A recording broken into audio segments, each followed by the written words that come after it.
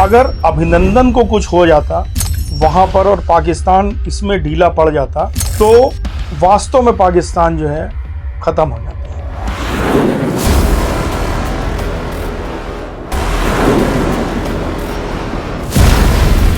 पाकिस्तान को हमने चारों तरफ से घेरा हुआ था। जब आप बता रहे हैं कि पाकिस्तान को हर तरफ से घेर रखा था तो सिहरन पैदा हो रही है मेरे पे। 100% मैं आपको आश्वस्त करता हूं कि अगर ये अभिनंदन को वापस ना करते तो युद्ध होता बहुत बड़ा, और उस समय सरकार का मूड भी यही था।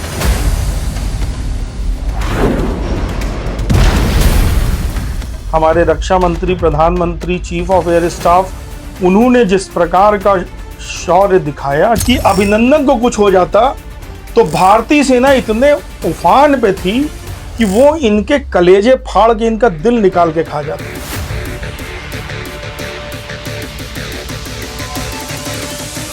हमने जाके 300 वहां ठोक दिए जाके, क्योंकि शेर और लकड़बग्घा में यही अंतर है। तो भैया वॉरियर बनना है तो वॉरियर की तरह बिहेव करो ना। अभिनंदन का शौर्य तो अप्रतिम है ही। जल सेना, थल सेना, वायु सेना का हर अधिकारी अपनी जान यही चाहता है कि हम दुश्मन की गोली से मरें।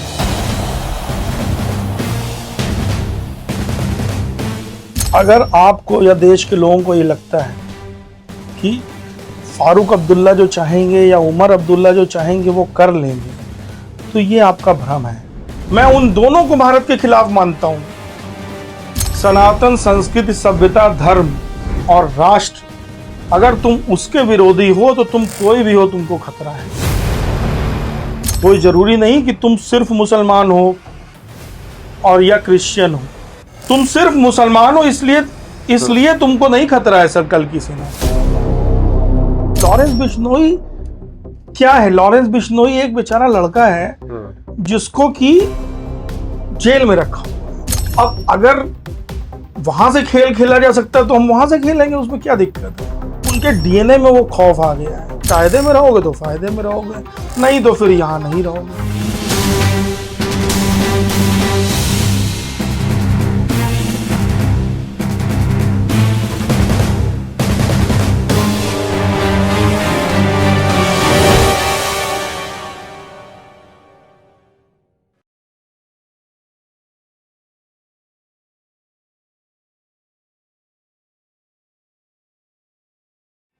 नमस्कार, स्वागत है आप सभी का एनएफ न्यूज पर। मैं हूं आपके साथ रोहित। एक जिंदगी है और किरदार अनेक निभाने हैं, तो ऐसे में आज हम आपको एक ऐसी शख्सियत से मुलाकात करवाएंगे बिना भूमिका बनाए, जिन्होंने अभी तक अपनी जिंदगी में कई किरदार निभाए हैं।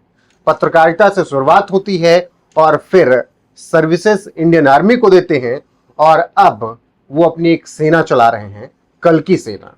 हर एक मुद्दे पर विस्तार से बात करेंगे, क्योंकि इस वक्त मेरे साथ wing commander, ex wing commander Pushkal Dwivedi ji मौजूद हैं। सर, बहुत बहुत स्वागत है न्यूज पर आपका। बहुत बहुत आभार, और सभी आपके दर्शकों को हर हर महादेव, जय हिंद, वंदे मातरम।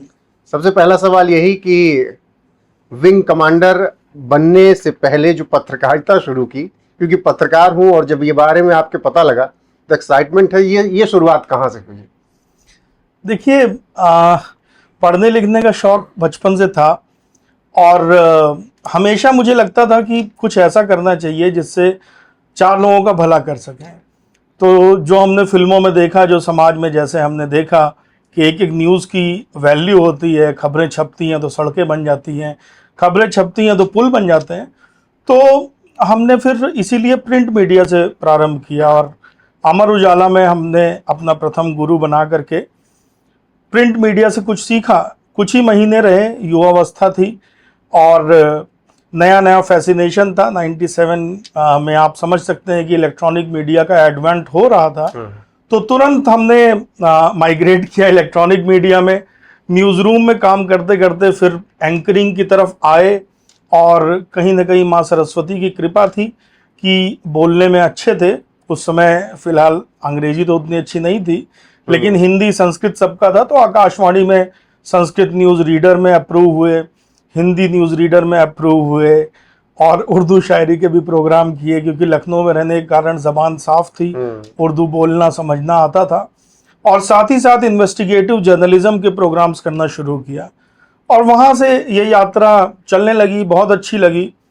लेकिन वहीं कहीं किसी समय अधिकारियों से मिलते, इंटरव्यू लेते, बात करते, ये समझ में आया कि सरकारी पोजीशन में बैठकर जनता का बहुत भला किया जा सकता है और डायरेक्ट सेवा देश की करी जा सकती है। कुछ लोगों ने बोला भी, प्रेरणा भी इस विषय में दी कि अभी उम्र है, आप डायरेक्ट देश सेवा में उतरिए। तो बस हम कंपटीशन की तैयारी करने दिल्ली चले गए और यूपीएससी की तैयारी करते करते ही पहला ही फॉर्म जो भरा इंडियन एयरफोर्स का, उसी में सेलेक्ट होते गए। पहले ही अटेम्प्ट में सब निकलता गया और जैसी ईश्वर की इच्छा थी कि माँ भारती की सेवा करें हम वायुसेना में जा करके, तो वायुसेना में जा करके भारत माता की सेवा की। वायुसेना में पहुंचे, विंग कमांडर बन गए। 22 साल का सफर रहा इंडियन आर्मी का।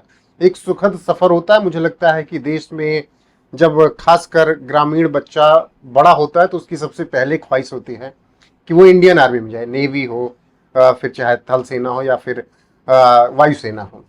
तो जब वो सपना पूरा हुआ, इस दौरान 22 साल में किस तरीके का एक्सपीरियंस आपका रहा? देखिए, कोई भी फौजी मेरी इस बात को समझ सकता है कि जैसे ब्रह्मा जी के वर्ष कई वर्षों के बराबर होते हैं, वैसे फौज के 22 साल शायद नॉर्मल जिंदगी के 2 साल के बराबर होते हों। इतनी जल्दी बीतता है वो समय। जब वो समय बीत रहा होता है तो बहुत समय लगता है, एक एक रात, एक एक दिन, एक एक घंटा लगता है कि बहुत भारी है। लेकिन चूंकि हम इतने व्यस्त रहते हैं, टास्क पे टास्क, काम पे काम, नए नए रोल्स, तो वो 22 साल कैसे गुजर जाते हैं पता नहीं चलता। आज उसके बाद जब हम एनालाइज करें, जैसे मैं जब इस पायदान पे पहुंच गया कि मैंने इंटेलिजेंस में काम कर लिया, वैली में काम कर लिया, जम्मू कश्मीर में कर लिया, और मुझे ये भी सौभाग्य मिला कि भारतीय वायुसेना के यंगेस्ट कमांडिंग ऑफिसर्स में से मैं एक रहा। यूनिट कमांड कर ली, भाभा एटॉमिक रिसर्च सेंटर की एरियल सिक्योरिटी देख ली, पीएमओ की, लोकसभा, राष्ट्रपति भवन, इन सब की एरियल सिक्योरिटी देख ली और ऐसे ऐसे टॉप सीक्रेट प्रोजेक्ट्स में काम किया। उसके बाद 22 साल बाद हम उस करियर के उस ग्रोथ पे आ गए थे कि अगर हम फर्दर नौकरी कंटिन्यू करते रहते, जो कि अगर पूरी सुपर एनुएशन यानी कि जो नौकरी की एज खत्म होने के बाद रिटायरमेंट लेते, तो अब हमको सिर्फ हेडक्वार्टर्स की ही जॉब करनी थी, क्योंकि काफ़ी सीनियरिटी लेवल हो जाती है और फौज में एक सीनियरिटी लेवल के बाद फील्ड में वैकेंसीज ही नहीं रहती हैं आपके लिए। तो वो मुझे मंजूर नहीं था बिल्कुल भी। तो अपने प्रमोशन बोर्ड के 2 दिन पहले ही मैंने ये जॉब छोड़ दी। इनफैक्ट मेरे रिलीज के डेट से 2 दिन पहले एक रिमाइंडर सिग्नल भी आया कि आपकी रिलीज ड्यू है, लेकिन आपका प्रमोशन बोर्ड है 2 दिन बाद। तो मुझे लोगों ने समझाया कि भाई प्रमोशन तो ले लो। मैंने कहा नहीं, अब छोड़ना है तो छोड़ना है। क्यों? क्योंकि मैं आपको एक्सप्लेन करूंगा कि इतना समय नहीं है हमारे पास कि हम अब बैठ के तमाशा देख सके। तो मुझे तमाशबीन नहीं बनना था। पत्रकारिता छोड़ के अगर मैं फौज में आया, फौज में घोर कर्म, जिसको गीता में बोला है कि घोर कर्म में लगे हमने सब कुछ किया, अपनी जान की बाजी लगाई, अपनी रैंक की बाजी लगाई, हर तरह के रिस्क लिए। वो इसलिए क्योंकि अब समय नहीं है और वहां पे बैठ के हम टेबल वर्क करें या ब्यूरोक्रेटिक काम करें, वो मुझे मंजूर नहीं था। और तभी हमने फौज छोड़ी और जो हमारा ड्रीम प्रोजेक्ट था एक सेना बनाने का, एक कल की सेना के रूप में, वो हमने फलीभूत किया। कल की सेना पर आते हैं, लेकिन अभी रुकते हैं विंग कमांडर पर ही।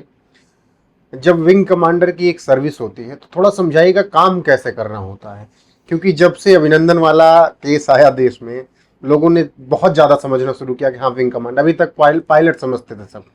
तो वो काम कैसे करते हैं, क्या जिम्मेदारियां होती हैं? देखिए, ऐसा होता है ना कि भारतीय वायुसेना की संरचना थोड़ी अलग है, थल सेना की अलग है और जो जल सेना है उसकी संरचना थोड़ी अलग है। तीनों सर्विसेज की जो डिमांड्स हैं वो अलग अलग हैं। तो अगर आपका प्रश्न सिर्फ भारतीय वायुसेना है तो मैं भारतीय वायुसेना में आपको उसके आधार पर बताऊंगा कि देखिए, वायुसेना के अंदर डिफरेंट ब्रांचेज होती हैं, अलग अलग ब्रांचेज होती हैं। और भारतीय थल सेना और भारतीय वायुसेना में अंतर यही है कि थल सेना में चाहे अलग अलग आर्म्स हों, लेकिन कई चीजें ऐसी हैं जो बेसिक बहुत कॉमन है। लेकिन भारतीय वायुसेना में ब्रांच के हिसाब से उनका रोल, टास्क पूरी तरह चेंज हो जाता है। तो उसमें कई ऑपरेशनल ब्रांचेस हैं, कई नॉन ऑपरेशनल ब्रांचेस हैं। जो ऑपरेशनल ब्रांचेस हैं वो ब्रांचेस एक तरीके से ऐसी हैं जो ऑपरेशंस में ही लगी रहेंगी, और जो नॉन ऑपरेशनल ब्रांचेस हैं, जिसको आर्मी में सपोर्ट ब्रांचेस टाइप कहा जाता है, जैसे अकाउंट्स, लॉजिस्टिक्स, ये सब हो गई, इनका काम ब्यूरोक्रेटिक नेचर का है, बहुत इंपॉर्टेंट है, क्योंकि उन्हीं के दम पे पूरी फौज चलती है आगे। तो वो ब्रांचेस हैं।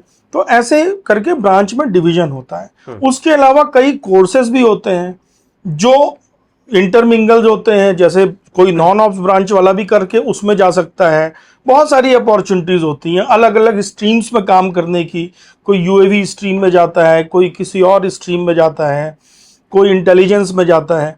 तो इस तरह करके आप समय समय पे अपने रोल एंड टास्क बदल भी सकते हैं। तो भारतीय वायुसेना की खूबी ही यही है कि 20 साल में आप 50 तरीके के अनुभव ले सकते हैं। हो सकता है 4 साल आप इंटेलिजेंस का टेन्योर करें, उसके बाद 3 साल आप यूएवी टेन्योर में चले जाएं, उसके बाद आप एडी टेन्योर में चले जाएं, उसके बाद आप प्योर सिक्योरिटी टेन्योर में चले जाएं, फिर आप मिसाइल यूनिट कमांड करने लगे। यानी कि आपको एक वाइड एंड वेरीड एक्सपीरियंस देती है डिफरेंट मोड्स ऑफ वॉरफेयर में। तो भारतीय वायुसेना इस मामले में बहुत यूनिक है, और ऐसे ही आर्मी और नेवी भी यूनिक है। बट चूंकि क्वेश्चन आपका वायुसेना था, इसलिए मैंने वो आपको विशेषता बताई। इस दौरान जब 22 साल आपने वायुसेना को दिए, तो कभी ऐसा लगा, कोई ऐसा मिशन रहा जब लगा हो, हालांकि मैं यहाँ पर पहले बोल दे रहा हूँ, किसी सैनिक के लिए जान देना उसके सुहाग के बराबर होता है। वो कहता है कि मेरा सुहाग है, मैं गले लगा सकता हूँ, लेकिन कभी ऐसा आया कि अब जिंदगी मुश्किल में? तो बहुत बार आया है। देखिए, जिंदगी मुश्किल में तो इतनी बार आई है कि उसके बारे में सोचना ही हमने छोड़ दिया। सैनिक सोचते भी नहीं ना। मैं कोई भी फौजी एक दो बार ये बात सोचता है, और उसके बाद उसको ये लगता है कि अब जो बाकी जिंदगी है तो भगवान की दिया हुआ उपहार है। ठीक है, इसीलिए हम ये मान के चलते, जैसे शिव के गण हैं, वो मान के चलते हैं कि हम समाप्त हैं। तो अब ज्यादा चीजें तो मैं बता नहीं सकता। देखिए, मैंने सर्विस रिसेंटली छोड़ी है और बहुत सारी चीजें अभी डिक्लासिफाइड है, बट मैं एक आपको छोटी सी घटना बताता हूँ जेएनके के मेरे टेन्योर की, और जिससे आपको अंदाजा लगेगा कि किस तरह होता है। तो इंटेलिजेंस के टेन्योर में होता यह है कि इंटेलिजेंस में एक अलग तरीके की डिमांड होती है, और उस डिमांड को पूरा करने के लिए आपको हर हद तक जाना पड़ता है। यानी कि आप पूरी तरह से अपने सुरक्षा के प्रति सचेत रह के वो कार्य नहीं कर सकते। तो ऐसे ही हम लोग किसी विषय में काम कर रहे थे, बहुत बड़ा मैटर था वो, और नेशनल सिक्योरिटी का मैटर था, और बाद में हमने उसमें विजय पाई, कल्मिनेट किया, और बहुत ही बड़ा वो एक ऐसा मैटर है कि जब भी भगवान की प्रेरणा से जो भी सरकार उसको डिक्लासिफाइड करेगी, तो बहुत बड़ा मैटर जनता के सामने निकल के आएगा, जो हमारी फोर्सेस की ताकत को दिखाता है। एनीवेज, तो हम लोग उस मैटर पे लगे हुए थे। तो मेरे पास रात में फोन आया लगभग 10 सवा 10 बजे मेरे एक इन्फॉर्मर का। तो उसने मुझसे बोला कि सर, बहुत ज़रूरी इन्फॉर्मेशन आपको देनी है, आप आ जाइए इस संदर्भ में। तो मैंने उसको पहले बोला कि जेएनके वैली के अंदर 10 साढ़े 10 बजे एकदम नीम अंधेरा रहता है। तो मैंने उसको बोला कि कहाँ आना है। मुझे लगा कि शायद आसपास कहीं बुला रहा होगा, तो उसने मुझे बुलाया, एक सबा कदल का एरिया है जो कि डाउनटाउन में आता है, यानी कि काफ़ी टेररिस्ट इन्वेस्टेड एरिया माना जाता है वो। और रात में वहाँ पर सारी फोर्सेस हट जाती हैं, यानी आपको वहाँ कोई फोर्स मिलेगी नहीं। उस समय ये मैं बात कर रहा हूँ जब कांग्रेस का शासन था, 2010 की बात है। तो उसने मुझे बोला कि सबा कदल में आप आ जाइए ब्रिज के नीचे। तो मैंने उसको पूछा तो वहाँ क्यों बुला रहा है? तो उसने बोला कि मुझसे कि खाला बीमार है और कुछ कुछ करके उन्होंने बोला। तो मैं समझ गया कि इसकी इंटेंशन तो कुछ सही नहीं है, बिकॉज मैं वहाँ जाऊँगा और उतनी रात में वहाँ जाने वाला मैं अकेला आदमी होऊंगा उस ब्रिज के नीचे, तो कोई भी एम्बुश करके मार सकता है। तो मैंने अपनी टीम को बुलाया, मैंने बताया ऐसे ऐसे मैं जा रहा हूँ। टीम ने मुझसे मना किया कि नहीं सर मत जाइए, it might be A trap, जो कि वो लग भी रहा था ट्रैप। लेकिन मैंने कहा कि ऐसे काम होता नहीं है एक्चुअली, क्योंकि मैं अगर नहीं जाऊंगा और उसे कुछ इन्फॉर्मेशन देनी है, वो सही हुआ अगर 1% भी, तो हम उस इन्फॉर्मेशन को लूज करेंगे, साथ ही साथ हम उस खबरी को भी लूज करेंगे। तो मैंने कहा कि नहीं मैं जाऊंगा, और मैं चला गया। उसके बाद बाइक उठाई मैंने, चुपचाप AK-47 फिरन के अंदर अपनी डाली, बाइक उठा के मैं निकल गया। रास्ते में डल लेक पड़ती है और वहीं पर मंदिर है जो शंकराचार्य पहाड़ी के ऊपर शिव जी का। तो उन दिनों तो इंटेलिजेंस में था, और अब तो मुझे बताने में क्या परहेज की फौजी जीवन था, इंटेलिजेंस में था, कभी कभी सिगरेट में स्मोक करता था। और मेरा एक स्पॉट था वो डल लेक में, शंकराचार्य पहाड़ी के नीचे एक डल लेक में स्पॉट था, मैं वहाँ स्मोक करता था कभी कभी। तो मैं वहाँ पहुँचा, मैंने कहा एक स्मोक मार लेता हूँ, हो सकता है आखिरी ज़िंदगी का हो स्मोक। तो मैंने स्मोक मारते मारते मैं मंदिर में ऊपर देख रहा था भगवान को, मैं कह रहा था भगवान क्या चाहते हो, जो भी आप चाहते हो चलो वही हो। मुझे उस फोन आया तुरंत, और उसी खबरी का फोन था। मैंने फोन उठाया तो उसने कहा कि साहब कहाँ हो आप? मैंने कहा बस आ गया हूँ। वहां से जो उसने लोकेशन बताई थी हार्डली 3-4 मिनट का रन था। तो मैंने कहा बस मैं 5 मिनट पहुंच जाऊंगा। बोला हाँ साहब आप आ जाओ। तभी मुझे भगवान से कुछ प्रेरणा मिली। मैंने कहा देख भाई ऐसा है, नाम तो उसका मैं नहीं बोलूंगा अभी यहाँ पर, ठीक है। तो मैंने उसको बोला कि देख ऐसा है, मैं तो आ जाऊंगा, और मुझे पता है 90% तूने अम्बुश किया होगा। रात में पतली सड़क में ब्रिज के नीचे एक मोटरसाइकिल आएगी और तुम कहीं भी छुप के मार दोगे, मैं अपनी बंदूक भी नहीं निकाल पाऊंगा, तो तुम मुझे मरवा सकता है। तो मुझे बोलने लगा कि नहीं नहीं साहब ऐसे कैसे आप बात कर रहे हो, भरोसा नहीं किया। मैंने कहा बेटा अगर भरोसा नहीं होता तो मैं तेरे पास आता नहीं, लेकिन मैं तुझे सिर्फ इतना बता रहा हूँ, तुझे 2 मिनट का टाइम दे रहा हूँ, तो अपने घर फोन कर ले और उनसे पूछ ले कि वो घर घेरा हुआ है कि नहीं हमारे लोगों ने। अगर मैं 8 बजे तक नहीं पहुंचा तो तेरे घर में एक बच्चा भी नहीं बचेगा। तो 2 मिनट बाद मुझे तू फोन कर। और मैंने कह के काट दिया। अब मैंने कह के काट तो दिया, लेकिन मैंने ऐसे कोई अरेंजमेंट किए नहीं थे। मैंने, चूंकि हम लोग एक बहुत एथिकल फोर्स है तो हम लोग ऐसा काम करते नहीं, तो मैंने कोई अरेंजमेंट ऐसे नहीं किए थे कि कोई जाए। जबकि मेरे लड़कों ने बोला था सर हम पीछे पीछे आए, मैंने कहा नहीं कोई, क्योंकि मैं अपनी टीम की जान रिस्क में नहीं डाल सकता। मैं अपनी रिस्क में डाल सकता हूँ जान, लेकिन मैं टीम की नहीं। तो मैंने ना उनके उसके घर के पास किसी को भेजा था, ना अपने पीछे किसी को बुलाया था। और 2 मिनट में उसका कॉल आया कि सर मेरी खाला की तबीयत ज़्यादा खराब हो गई है, हॉस्पिटल जाना, आप मत आओ। तो मैंने कहा क्यों, क्या हो गया? अब तो 5 मिनट ही बचा है, मैं आ जाता हूँ। कहता है नहीं नहीं आप मत आओ, मैं बाद में बात करता हूँ, अब मत आओ सर, आप लौट जाओ प्लीज, समझा करो। काट दिया। तो मैंने ऊपर पहाड़ी में देखा, शंकराचार्य पहाड़ी में मंदिर चमक रही थी वो लाइट। मैंने कहा ये भगवान सब लीला आपकी है। बिल्कुल। अब मुझे ये पक्का पता है कि उसने, बाद में मुझे पता चला कि उसने घर फोन किया था, उसकी बीवी ने कंफर्मेशन दी कि हाँ 8-10 लोग बाहर घूम रहे हैं। और वो लोग कौन थे ये मुझे भी नहीं पता, वो लोग मेरे लोग नहीं थे, ठीक है। तो हम ये कहते हैं जब महादेव हमारी जान बचा रहे हैं तो हम क्यों डरे किसी भी युद्ध से। और सभी हिंदुओं से मैं कहता हूं कि किसी भी धर्म युद्ध से डरने की जरूरत नहीं है, फालतू के युद्ध करने की भी जरूरत नहीं है। तो ये एक किस्सा था, ऐसे बहुत सारी चीजें हैं जो जीवन में है। काल भी क्या बिगाड़े जो भक्त हो महाकाल का।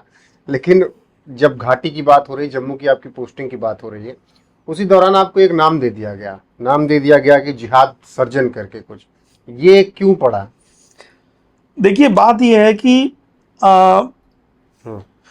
वहां पर जो मैकेनिज्म होता है बहुत टाइट मैकेनिज्म होता है। मतलब भारतीय सेनाओं का जो मैकेनिज्म है और जेएनके पुलिस के जो अधिकारी हैं, मैं इस बात पे कमेंट नहीं करूंगा कि नीचे स्तर पे जो अधिकारी हैं, जो लोकल लेवल पे पिकअप होते हैं, क्योंकि उनको उनकी ट्रेनिंग और वो अलग होती है। लेकिन जो आईपीएस अधिकारी जितने भी जेएनके काडर के हैं बहुत योग्य होते हैं। और भारतीय सेनाओं की जो वहाँ पे संरचना है, इंटेलिजेंस की संरचना है, आईबी के अधिकारी जो वहाँ पोस्ट किए जाते हैं वो बहुत योग्य होते हैं। तो वहाँ टीम्स बड़ी स्ट्रांग होती हैं। अब मेरी टीम ने कुछ ऐसे बहुत महत्वपूर्ण चीज़ों को बस्ट किया। एक बहुत बड़े अटैक को हमने बस्ट किया था जो अभी डिक्लासिफाइड नहीं है, जिसमें कि 8 फाइटर एयरक्राफ्ट को उड़ाने के लिए पूरी योजना उन्होंने बनाई हुई थी। और अगर हम 2 दिन से चूक जाते तो दुनिया का सबसे बड़ा हमला वो हो जाता। तो हमने उसको बस्ट किया और पूरी तरह से ध्वस्त किया उनके पूरे नेटवर्क को वहाँ पर। तो लोग मुझसे पूछते थे कि सर ये आप कैसे समझ जाते हो क्या करना चाहते हो? और मैंने किया था ये, जी पड़ोसियों ने किया था ये। किसने किया था, क्या किया था? अब देखिए डिक्लासिफाइड नहीं है तो ऑफिशियल सीक्रेट एक्ट से मैं बंधा हुआ हूँ। लेकिन मैं इतना जरूर बताना चाहूँगा कि उसके बाद यहाँ तक मेरे खिलाफ लोगों ने ऊपर मिनिस्ट्री तक ये इशू बनाने की कोशिश की कि इनको उनके टेररिस्ट के मूव्स का पता पहले से कैसे चल जाता है। तो मुझसे ये पूछा गया कि भाई आप कैसे समझ जाते हो ये क्या करेंगे। तो मैंने वहां यही बोला था कि देखिए ये जिहाद कर रहे हैं, और जिहाद को समझने के लिए आपको पहले जिहाद को पढ़ना होगा, जिहाद की हिस्ट्री पढ़नी होगी। जिहाद को आप जब जानेंगे हदीसों के माध्यम से कि ये एक्चुअली है क्या, जब आप उसको समझेंगे तब आप जिहाद के अगले चरण को समझ पाएंगे। तो जिहाद को समझ करके उन्हीं के तरीकों के माध्यम से उसको रोकना, ये एक मेरी स्पेशलिटी रही, इसीलिए लोगों ने ऐसा नाम दे दिया। ठीक है, लेकिन अब जैसे तमाम मिशन की बात हो रही है, बालाकोट 2019 एयर स्ट्राइक को लेकर बहुत बातचीत होती है। देश का एक तबका, कह सकते हैं विपक्ष, लगातार सबूत मांगता है। पाकिस्तान कहता है कौवे मरे थे, भारतीय सेना ने कुछ नहीं उखाड़ा था। सच्चाई क्या है उस ऑपरेशन की, जितना आपने करीब से देखा, पढ़ा, सुना, समझा? देखिए, जो लोग सबूत मांगते हैं बालाकोट का, वो सबूत आज मैं आपको दे रहा हूँ, और आप सब कान खोल के सुन लीजिए, रिकॉर्ड कर लीजिए, इसकी क्लिप काट लीजिए। बालाकोट ऑपरेशन के लिए जो लोग ये कहते हैं कि ये ऑपरेशन हुआ ही नहीं, एक ऐसा व्यक्ति आपके सामने खड़ा होकर वो बता रहा है। ज़्यादा नहीं बोल सकता क्योंकि वो भी डिक्लासिफाइड नहीं है, लेकिन आज मैं काफ़ी कुछ भारों से मुक्त हो चुका हूँ सर्विस से छोड़ने के बाद, तो मैं इतना बोल सकता हूँ कि इन्हीं आंखों के सामने वो ऑपरेशन हुआ है। और कम से कम 300 आतंकवादी हमने भूने हैं। अब इसके बाद भी अगर किसी को डाउट होता है तो वो अपनी नागरिकता चेक करा ले।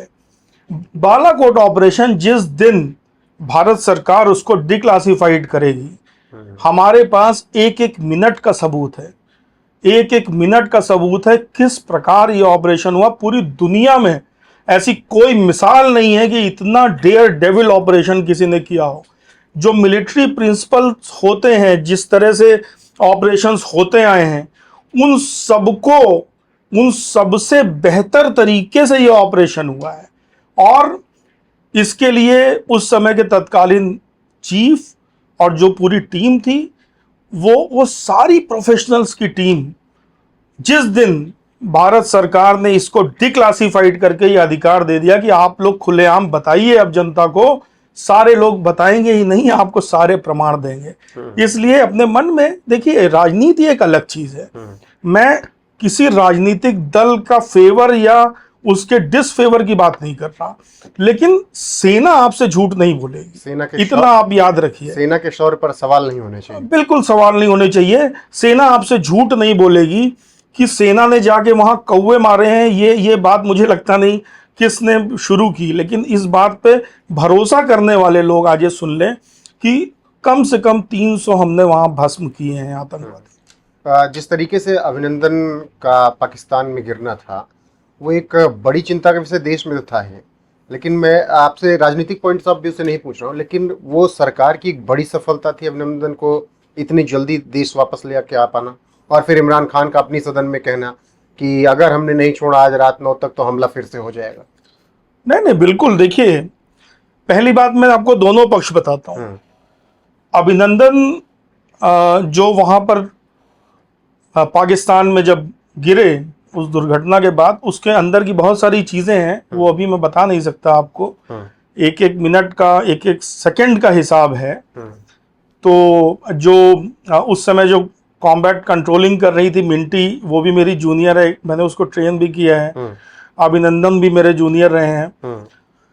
अभिनंदन ने जो रिएक्ट किया और जैसे वो वहां गए, जिस प्रकार से उन्होंने पराक्रम और शौर्य किया, सेना के अंदर उसे हर व्यक्ति ऐसे देखता है कि अभिनंदन को ये मौका मिला, वो लकी थे, हमें मौका नहीं मिला। हर सिपाही, हर सैनिक, भारतीय जल सेना, थल सेना, वायु सेना का हर अधिकारी अपनी जान यही चाहता है कि हम दुश्मन की गोली से मरें। तो अभिनंदन का शौर्य तो अप्रतिम है ही। भारत सरकार ने जो उस समय जो सपोर्ट दिखाया और हमारे चीफ ऑफ एयर स्टाफ ने जो स्टैंड लिया, वो वास्तव में काबिले तारीफ है।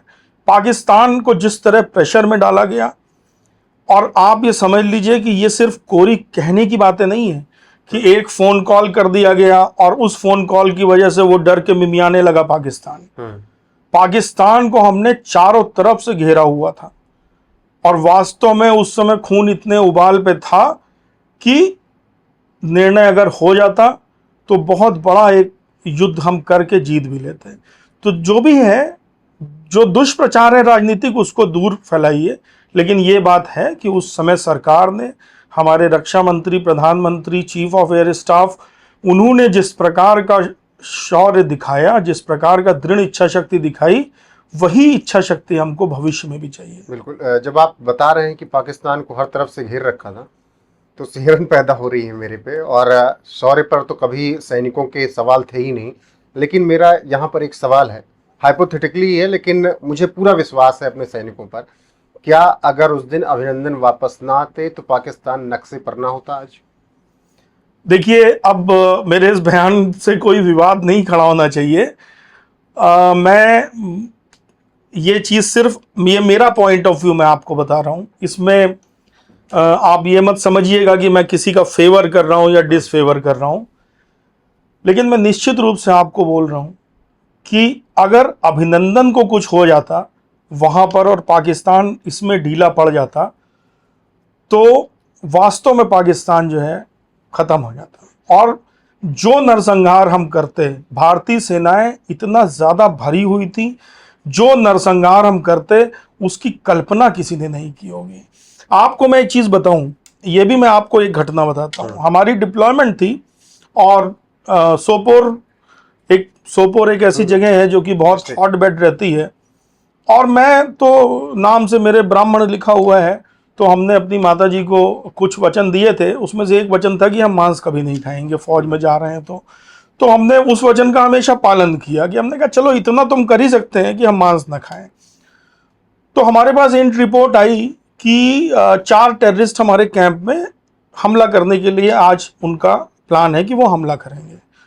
तो जब ये रिपोर्ट आई लगभग 8:30-9 बज रहा था, खाना वाना चल रहा था, तो तुरंत रिपोर्ट आई तो हम लोगों ने अपना तैयारी जो SOP होती है अपना शुरू कर दिया, जैसे जो करना था। तो वैसे में एक मेरा जूनियर था, उसने ऐसे ही बोला मजाक में कि सर आज तो चिकन खा लो, कहीं ऐसा ना हो कि आज शहीद हो जाएं। तो शहीद तो खैर गलत शब्द है, कि वीरगति प्राप्त कर ले तो आप कभी खा ही ना पाओ मांस का स्वाद। तो मैंने उनको बोला था कि अगर तुम एक टेररिस्ट को जिंदा पकड़ लोगे तो मैं उसके रहते हुए उसका सीना फाड़ के उसका कच्चा दिल खा के तुमको दिखाऊंगा। मैं मुर्गी और ये चूहा नहीं खाता हूं। और मैं आपको एक बात बताऊं कि अभिनंदन को कुछ हो जाता तो भारतीय सेना इतने उफान पे थी कि वो इनके कलेजे फाड़ के इनका दिल निकाल के खा जाती। और ये बात तीनों सेनाएं और तीनों सेनाएं अलग नहीं है, भारत की यही ब्यूटी है। मैं आपको बता दूं, आप थल सेना के चीफ को कुछ बोल दीजिए, थल सेना के चीफ को आप बोल दीजिए, एक नेवी का सेलर तक उबल जाएगा। आप वायुसेना को बोल दीजिए कुछ, एक आर्मी का कमांडर उबल जाएगा। आपस में कुछ भी हो, लेकिन हम लड़ाई मिल के लड़ते हैं तीनों जगह पर। वो कहा जाता है कि अगर भारत को छेड़ोगे तो जल में भी मारेंगे, हवा में भी मारेंगे और जमीन में भी मारेंगे। बिल्कुल। तो तीनों सेनाएं हमेशा मन एक साथ ही बनता है तीनों सेनाओं का, भले ही उसके रास्ते अलग हो, क्योंकि वॉर के तरीके अलग होते हैं, वॉर की टरेन अलग होती है, अलग अलग चीजें यूज होती हैं, लेकिन तिरंगे के नाम पे, देश के नाम पे और सेनाओं के नाम पे सेना हमारी एक है। तो इनको चीर के हम फाड़ डालते हैं। और देखिए, इनकी भी इंटेलिजेंस मैकेनिज्म है, हम डिनाई नहीं कर सकते। इनका भी जो इलेक्ट्रॉनिक इंटेलिजेंस है, जो इनके इलेक्ट्रॉनिक इंटरसेप्शंस हैं, कहीं ना कहीं वो सफल होते हैं। प्लस इनको अमेरिकन इंटेलिजेंस, इनको जर्मन इंटेलिजेंस, इनको चाइनीज इंटेलिजेंस इनको इंफॉर्मेशन पहुंचाती है। तो ऐसा नहीं है इमरान खान का डिसीजन सिर्फ एक फोन कॉल कर दी मोदी जी ने, उससे हो गया। मोदी जी ने जो फोन कॉल करी, उसके बाद जब इंटेलिजेंस से कोरिलेट हुआ होगा, 3-4 देशों की इंटेलिजेंस ने जब बोला होगा कि ये चीर के फाड़ देंगे तुमको, यहां अंदर अंदर जो बातें चल रही हैं, एक एक बच्चा सेना का एक एक अधिकारी दूसरे अधिकारी से बात कर रहा है, कह रहा है कि हम फाड़ के खा जाएंगे, तब ये डर करके किया इन्होंने। तो इसके लिए एकदम 100% मैं आपको आश्वस्त करता हूं कि अगर ये अभिनंदन को वापस ना करते तो युद्ध होता बहुत बड़ा, और उस समय सरकार का मूड भी यही था। बालाकोट से थोड़ा पीछे चलते हैं, सर्जिकल स्ट्राइक, वो भी शौर्य गाथा ही थी। उसकी कहानी अगर कुछ हो तो। ये आप आर्मी वाली सर्जिकल हाँ। स्ट्राइक बोले, देखिए आर्मी की सर्जिकल स्ट्राइक तो एक मतलब आप उसको अगर स्टडी करेंगे तो वो एक मास्टरपीस थी। जो जिस तरह से वो एग्जीक्यूट हुई, दोनों सर्जिकल स्ट्राइक, चाहे आप आर्मी की बात करें चाहे एयरफोर्स की बात करें, दोनों अपने आप में एक नजीर हैं। दोनों अपने आप में एक नजीर हैं, और जिन संसाधनों पे हमने वो काम करके दिखाया वो पूरी दुनिया में कोई नहीं। देखिए मैं किसी फोर्स को बुरा नहीं बोल रहा, लेकिन अमेरिकन फोर्स या आप जिन आधुनिक फोर्सेस का नाम लेते हैं, मैं अपनी सेनाओं को उनसे बेहतर बोलता हूं। लोग मुझसे पूछते हैं कि आप कहते हैं आप कहते हैं भारतीय सेना सबसे बड़ी सेना है, सबसे अच्छी सेना है। वो इसलिए कि आप रिसोर्सेज भी तो देखिए, जितने रिसोर्स पे वो थोड़ी सी जमीन जीतते हैं, उससे ज्यादा उससे कम रिसोर्स पे तो हम यानी कितनी लड़ाइयां जीत लेते हैं। तो वो भी एक नजीर थी, बहुत बड़ी नजीर थी। और सर्जिकल स्ट्राइक्स छोटी मोटी सेनाएं करती रहती हैं, आर्मी करती रहती है, जनता को हम सब नहीं बताते हैं, और सारी चीजें बतानी चाहिए भी नहीं। ठीक है, ठीक है। लेकिन आपने दोनों पीरियड देखा, 370 वाला भी जम्मू कश्मीर में देखा, 370 के बाद वाला भी देखा।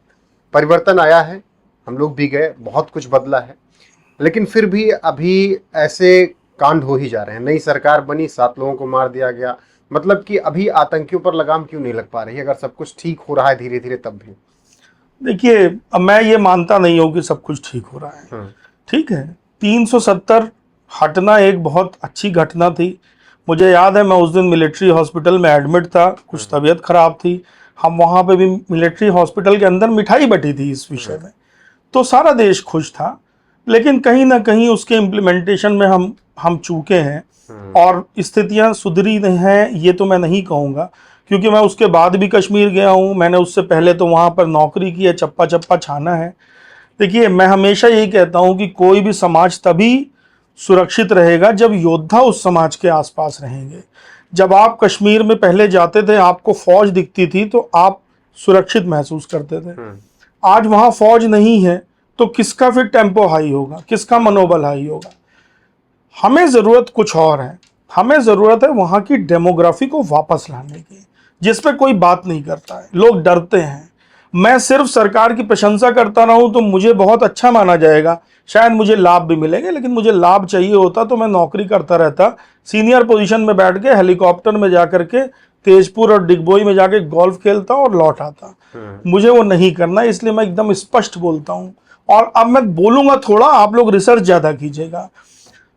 जम्मू कश्मीर के अंदर जब तक 90 के पहले वाला आप डेमोग्राफी नहीं लाएंगे, जब तक हिंदू का रेशियो वहाँ नहीं बढ़ाएंगे, जब तक हिंदुओं की लैंड होल्डिंग वहाँ नहीं बढ़ाएंगे, जब तक हिंदुओं को वहाँ अभयदान नहीं देंगे, तब तक वो नहीं सुधरने वाला। और इसको ये काम अभी तक नहीं हो पाया है।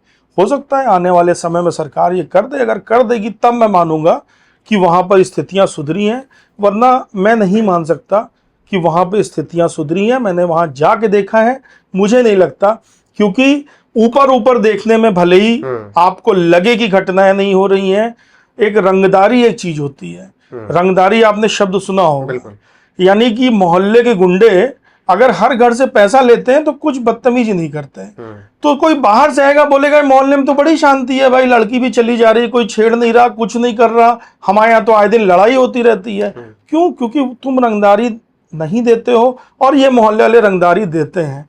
तो अगर रंगदारी देने को आपको लगता हो शांति है, तो ये वैसी ही झूठी शांति है। इसके लिए इंटेलिजेंस एजेंसीज को सही रिपोर्ट सरकार को देनी चाहिए, और जो दे भी रही होंगी, और सरकार भी कुछ सोच रही होगी, ऐसा मुझे पूर्ण विश्वास है। आने वाले समय में ये स्थिति सही होनी चाहिए। अभी मुझे नहीं लगता कि बहुत नॉर्मल स्थिति आई है वहाँ। लेकिन पुष्कल जी, जैसे आपने जिक्र किया कि हिंदुओं का अभयदान जब तक जम्मू कश्मीर में नहीं होगा स्थितियां नहीं सुधरेंगी, तो इसका मतलब क्या समझा जाए? क्या हिंदू जब तक बाहुल्य नहीं हो जाएगा, हिंदू सत्ता में नहीं आ जाएगा, तब तक जम्मू कश्मीर की स्थिति नहीं सुधरेगी? देखिए अभयदान मिलना चाहिए, वो चाहे ईश्वर से मिले, चाहे वो सरकार बना के मिले, चाहे वो ज्यादा संख्या में आके मिले। मैंने बोला ना ये लोकतंत्र है भाई, डेमोग्राफी नहीं आएगी। मैं आपको एक प्रश्न पूछता हूं, आप स्वयं बताइए, आप एंकर हैं, पत्रकार हैं। कौरव पांडवों का आपने युद्ध सुना है? बिल्कुल। ठीक है, कौरव के पास सेना कितनी थी और पांडवों के पास सेना कितनी थी? पांडवों से कम 100 गुना सेना कौरवों के पास थी, है ना। वो समय पुरुषार्थ का था, तो कौन जीता? पांडव जीते। अगर वो लोकतंत्र का समय होता और ये होता सब लोग लाइन लगाओ बटन दबाओ, तो कौन जीतता? कौरव जीतते। कौरव जीतते। आज लोकतंत्र का समय है, आज बटन दबा करके देश के अंदर की लड़ाइयां बटन दबा के लड़ी जा रही हैं, तो आज तो कौरव जीतेगा ना। तो आज पांडव को अपनी डेमोग्राफी बढ़ानी पड़ेगी। बिल्कुल ठीक है, ये पुरुषार्थ वाला, ये अब हम अपने देश के अंदर किसी से युद्ध थोड़ी कर सकते हैं भाई, हमको तो कानून और संविधान के दायरे में रहना है ना। तो डेमोग्राफी वापस लाने की बात मैंने इसीलिए बोली कि डेमोग्राफी वापस लाके डेमोक्रेटिक तरीके से ही आप अभयदान दे सकते हैं। बिल्कुल, डेमोग्राफी पे चर्चा थोड़ा सा करेंगे, लेकिन अभी जम्मू कश्मीर पे बात कर लेते हैं। आया है तो नई सरकार का गठन हो गया है, अब्दुल्ला परिवार सत्ता में है, लेकिन जो मंशा है, जो बयान है, वो बयान थोड़ा डराते हैं। फारूक अब्दुल्ला कहते हैं पाकिस्तान से बात करनी चाहिए, और फिर ऐसे तमाम बयान है। आपको लगता है कि अब्दुल्ला परिवार या उमर अब्दुल्ला जम्मू कश्मीर संभाल लेंगे? अगर ऐसी मनोस्थिति है, ऐसा दिमाग में चल रहा है, तब मुझे इसका जवाब आप थोड़ा बताइएगा जम्मू मैं कश्मीर के आपको एक चीज बताऊं, अगर आपको या देश के लोगों को ये लगता है कि फारूक अब्दुल्ला जो चाहेंगे या उमर अब्दुल्ला जो चाहेंगे वो कर लेंगे, तो ये आपका भ्रम है। मैं आपको एक घटना बताता हूँ। उमर अब्दुल्ला के साथ हम डिनर कर रहे थे, तो मैंने उमर जी को मैंने बोला कि कश्मीर में बिना कोई भी क्लाइमेटिक चेंज किए हुए कोई आप इंडस्ट्रियलाइजेशन कैसे कर सकते हैं? क्योंकि कश्मीर वैली की आपको भाई कितनी है, 100 बाई 100 किलोमीटर की तो है, उसमें आपको इन्वायरमेंट को भी प्रोटेक्ट करना है। तो मैंने उनको बोला कि कोई तरीका है कि इंडस्ट्रियलाइजेशन हो जाए इसमें, और आपका जो वाइल्ड लाइफ है और जो नेचर है वो भी ना हो, और आप अर्न भी कर सके यहाँ का युवा। तो वो बोले कि ऐसा कुछ है तो बताइए। तो मैंने उनको बोला कि आप ऐसा कीजिए कि कश्मीर में सारी परिस्थितियां अनुकूल हैं, आप वैली को कॉल सेंटर हब बनाइए। उस समय मल्टीनेशनल कंपनीज भारत में आ रही थी, तो हमने कहा ना आपको यहाँ एसी की जरूरत है, ना आपको यहाँ ज्यादा बिजली की जरूरत है, आपको वुडन स्ट्रक्चर खड़े करने हैं और बस इंटरनेट लाना है। और आपको क्या लाना है भाई, बिजली है ही है यहाँ पर। तो लेकिन इससे क्या होगा, एक तो कश्मीर का युवा पूरे विश्व से जुड़ेगा, और दूसरे भी देशों के भी यहाँ पे लोग आएंगे, और कॉल सेंटर्स में एक साथ युवाओं को नौकरी लगेगी, मल्टीनेशनल में लगेगी, तो उनका मन ये सब इधर उधर जो पत्थरबाजी ये सबसे बचेगा, और अच्छी इनकम होगी।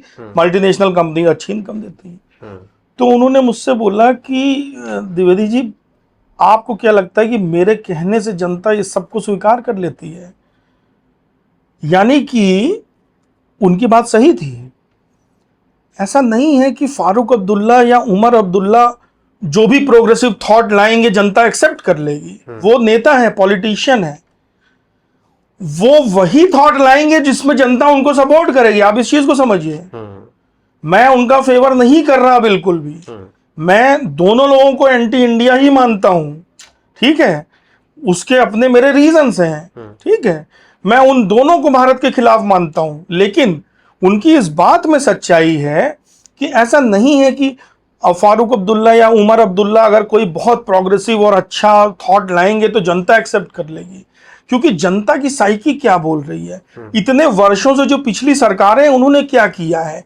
जब बच्चा जो है किसी के घर का रो करके जमीन पर लेट जाए और माँ बाप उसको चॉकलेट दे दें और वो शराफत से मांगे तो कुछ ना दें, तो वो रो के लेटेगा। जिहाद के नाम पे जब उनको पाकिस्तान से भी फंडिंग मिल रही है, वहां के लोगों को सेना और इंटेलिजेंस एजेंसीज भी चुप रहने का पैसा दे रही है, वहां की सरकार भी उनको मुफ्त बिजली और तमाम सुविधाएं दे रही है, तो वो क्यों वो रास्ता छोड़ करके जाके कहीं मेहनत करेंगे आपकी हमारी तरह?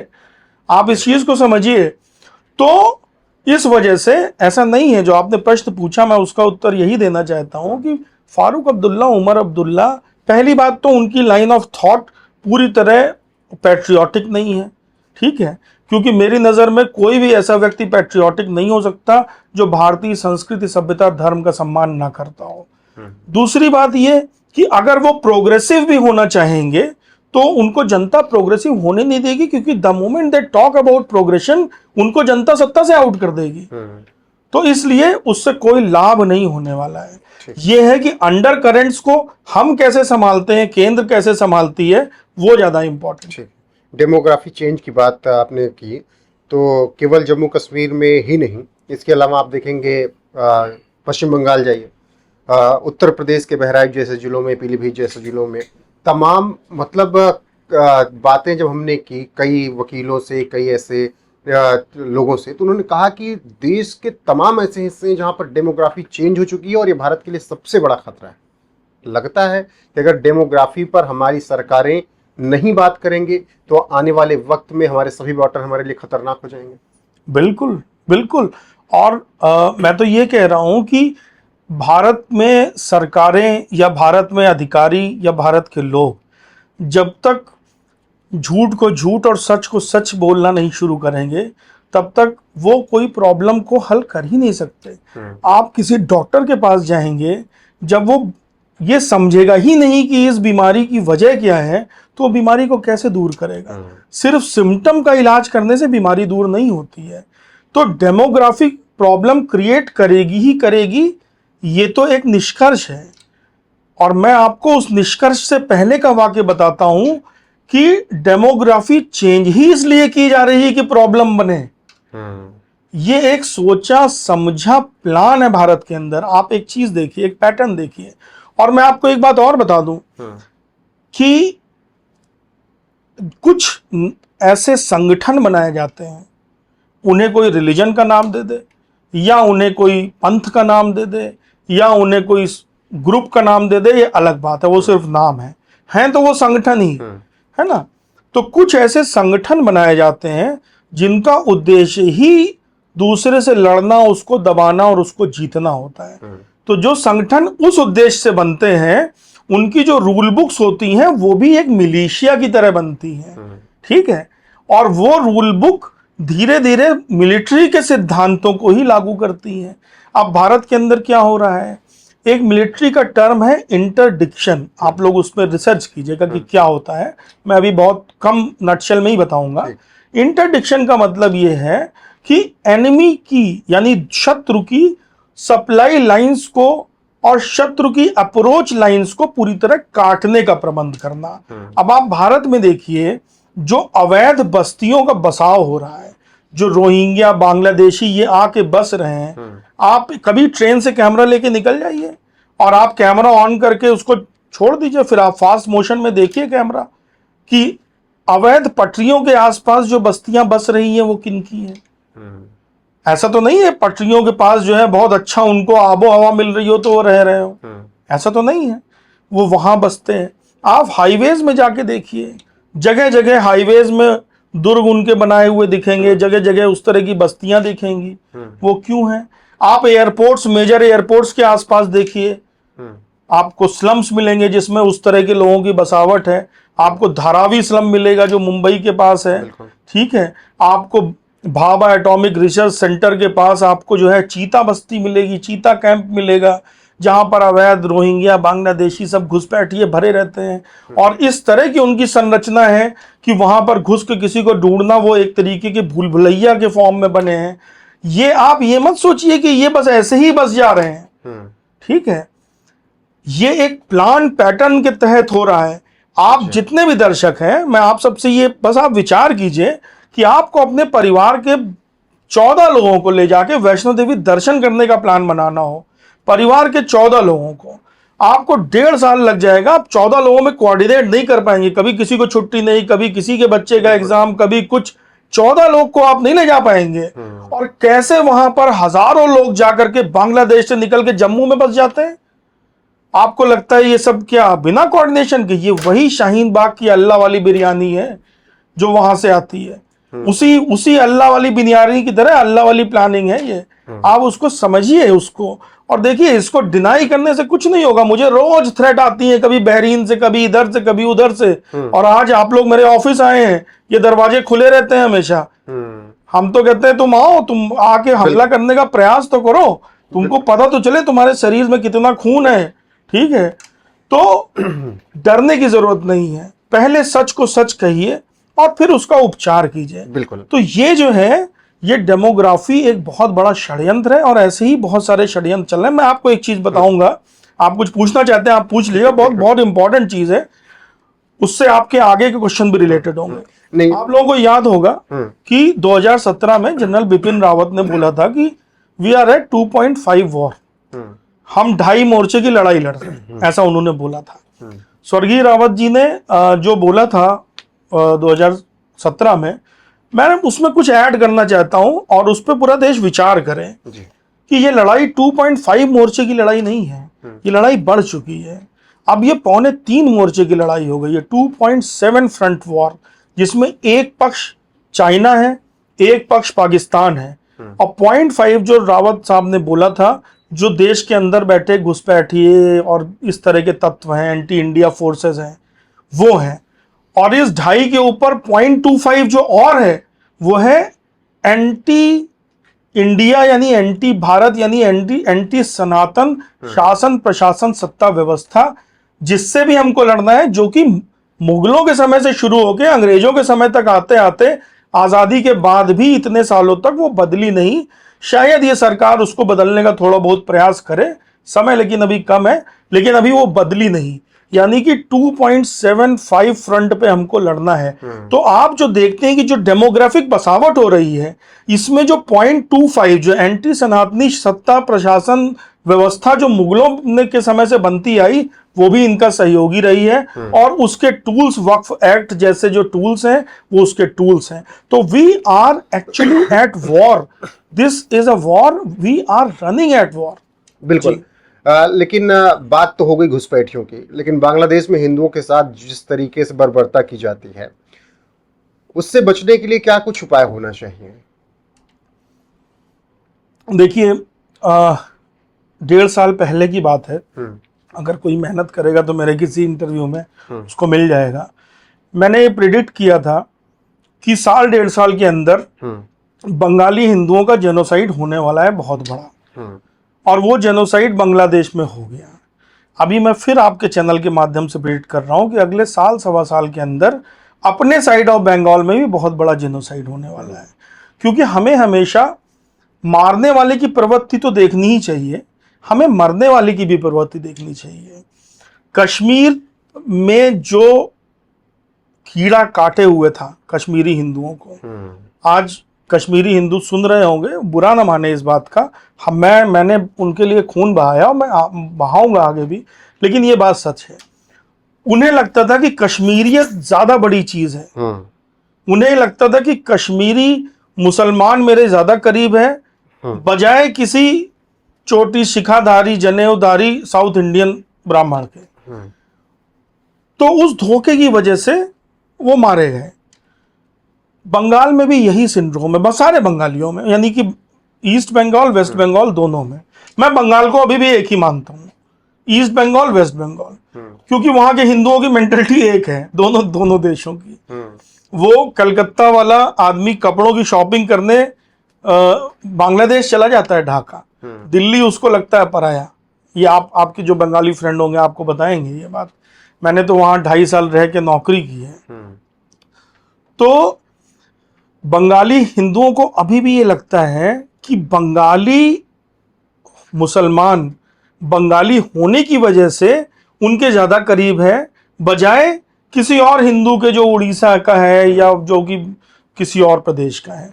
और ये चीज उनको, उनकी आंखों में वो पर्दा डाल देती है, वो ये समझने नहीं देती कि किस प्रकार वो टारगेट बनेंगे। अच्छा, बंगाल में एक और प्रॉब्लम है, क्योंकि कन्वर्जन हुए बहुत ज्यादा वहां पर, तो कन्वर्जन की वजह से बहुत सारे बंगाली जो मुस्लिम हैं आज की डेट में, उन्होंने अपना धर्म तो बदल दिया लेकिन अपना कल्चर नहीं बदला।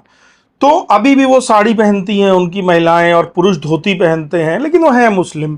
तो अब उसकी वजह से उनको क्या लगता है कि ये हमारे बड़े करीब है। तीसरी बात, इस पे आप लोग भी धोखा खाते हैं कि एक फोटो दिखाई जाती है जिसमें कि एक मूर्तिकार देवी की मूर्ति बना रहा है और जाली टोपी लगाए हुए हैं, और ऊपर लिखा होता है कि वेस्ट बंगाल के पुरुलिया जिले के शमसुद्दीन देवी की फोटो बनाते हुए मानवता पे सबका हक है, ऐसे करता है।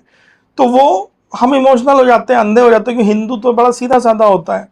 तो भैया तुम ये समझो कि वो मूर्ति बनाने को क्या अरब से सीख के आया था मूर्ति? अरे भैया, उसमें ये लिखना चाहिए कि वेस्ट बंगाल का गया प्रसाद, जिसकी 10 पुश्तें 20 पुश्तें मूर्ति बना रही थी, उसको बदल के शमसुद्दीन कर दिया, और उसके लड़के राजुल दौला का लड़का ये अकबर है जो अब मूर्ति बना रहा है। काम तो नहीं छोड़ेगा ना, कमाना तो उसको वही है। तो आप उसको देख ही गलत तरीके से रहो। जब आप प्रॉब्लम को देख ही गलत तरीके से रहे हो तो आप सॉल्यूशन भाई साहब कैसे करेंगे उसका? आप उसको ये सोच रहे हैं ये हिंदू मुस्लिम एकता है, आप उसको ये नहीं सोच रहे हैं कि मूर्तिकार का एक परिवार जिसका कि वो धर्म था, जिसने उसी से कमाना सीखा, उसको कन्वर्ट कर दिया गया है आज की डेट में। तो बंगाल में सबसे पहले जिस चीज की जरूरत है वो है केंद्र सरकार के पॉजिटिव इंटरवेंशन की, क्योंकि वास्तव में बंगाल के अंदर परिस्थितियां बहुत खराब हैं। बहुत खराब इन टर्म्स में है, मैं लॉ एंड ऑर्डर की बात बिल्कुल नहीं कर रहा। Bengal police, west Bengal police is one of the best police force in entire India, let me tell you that. Calcutta के अंदर ट्रैफिक और पुलिसिंग की व्यवस्था जितनी जबरदस्त है, उनके अधिकारी जितने प्रोफेशनल हैं, जितनी पोलाइट वहां की पुलिस है, उसकी कोई दो राय है ही नहीं। लेकिन वहां हिंदू साइकी बदलने की जरूरत है, और हिंदू साइकी तब तक नहीं बदलेगी जब तक कि एक मैसिव वहां पर एक अपरोर नहीं उठेगी जो कहीं दिख नहीं रही है। ठीक है, 2 फेज तो हो गए, करियर की शुरुआत, पत्रकारिता, फिर सेना, और इसके अलावा तमाम बातें। अब आते हैं जो अभी चल रहा है। कल की सेना क्या है जो आपने बनाई अपने नौकरी के बाद? देखिए, कल की सेना, वैसे सेना के नाम से तो बहुत सारे संगठन बने हुए हैं, और ज्यादातर संगठन ऐसे हैं जिनमें सेना जैसा कुछ भी नहीं है। कल की सेना क्या है कि आजाद हिंद फौज के बाद बनी दूसरी एक ऐसा गैर राजनीतिक और गैर सरकारी संगठन है जो कि सेना के पैटर्न पे वॉलेंटियर पैदा कर रहा है। पैदा कर रहा है मतलब बना रहा है वॉलेंटियर। हम अपने वॉलेंटियर बना रहे हैं जनता के बीच से, जो भी युवा हैं या जो भी सशक्त हैं, उनमें 2 तरह के हम मेंबर्स ले रहे हैं, कॉम्बेटेंट और नॉन कॉम्बेटेंट। कॉम्बेटेंट मेंबर वो हैं जो युद्ध लड़ सकते हैं, और नॉन कॉम्बेटेंट वो हैं जो किन्हीं कारणों से युद्ध नहीं लड़ सकते हैं। वो कारण उनकी शारीरिक क्षमता भी हो सकता है, वो कारण ये भी हो सकता है कि उनके पास समय नहीं है सीखने का, या कोई भी कारण हो। तो हम ये फौज तैयार कर रहे हैं, एक वॉलेंटियर फौज, जो कि समय पड़ने पर भारतीय सेना का, भारतीय पुलिस का और अर्धसैनिक बलों का सहयोग दे सके। देखिए, मिलिट्री में ज़्यादा चीज़ें तो मैं बता नहीं सकता, बट हमारे जैसे अधिकारी जो हमेशा ऑपरेशंस में रहे हैं वो सारे इस बात को जानते हैं। जितने भी सीनियर लेवल आईपीएस ऑफिसर्स हैं, आईएएस ऑफिसर्स हैं, सेक्रेटरी लेवल के, वो सारे थ्रेट परसेप्शंस को जानते हैं।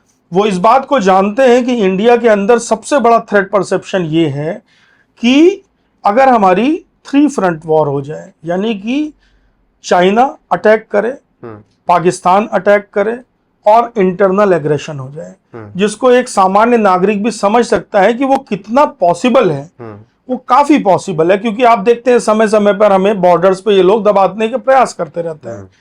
तो अगर ऐसी कल को स्थिति आए, जो कि आएगी स्थिति इवेंचुअली, कि चाइना पाकिस्तान 2 तरफ से हमारे ऊपर अटैक कर रहा है, और हमने चूंकि ओशंस में हमारी नेवी ने, जनता जानती नहीं है क्योंकि फौज की आदत नहीं होती प्रचार करने की, कोई रील्स बना बना के डालने की, भारतीय नौसेना ने जितना ज्यादा पायरेट्स को मारा है और जितनी ज्यादा डोमिनेंस सीज में की है, वो इतना ब्रेव और काबिले तारीफ काम है कि कुछ कहने की नहीं। पूरी दुनिया की नेवी और पूरी दुनिया की मर्चेंट नेवी इस बात को जानती है कि भारतीय नौसेना का डंका बजता है। तो भारतीय नौसेना पे भी नीचे से जितने भी ये सोमालिया और ये सारे पायरेट ग्रुप्स हैं, ये मैं से ऐसे एक ऑपरेशंस का मैं भी सदस्य रहा हूं जहां हमने डिस्ट्रॉय किया था।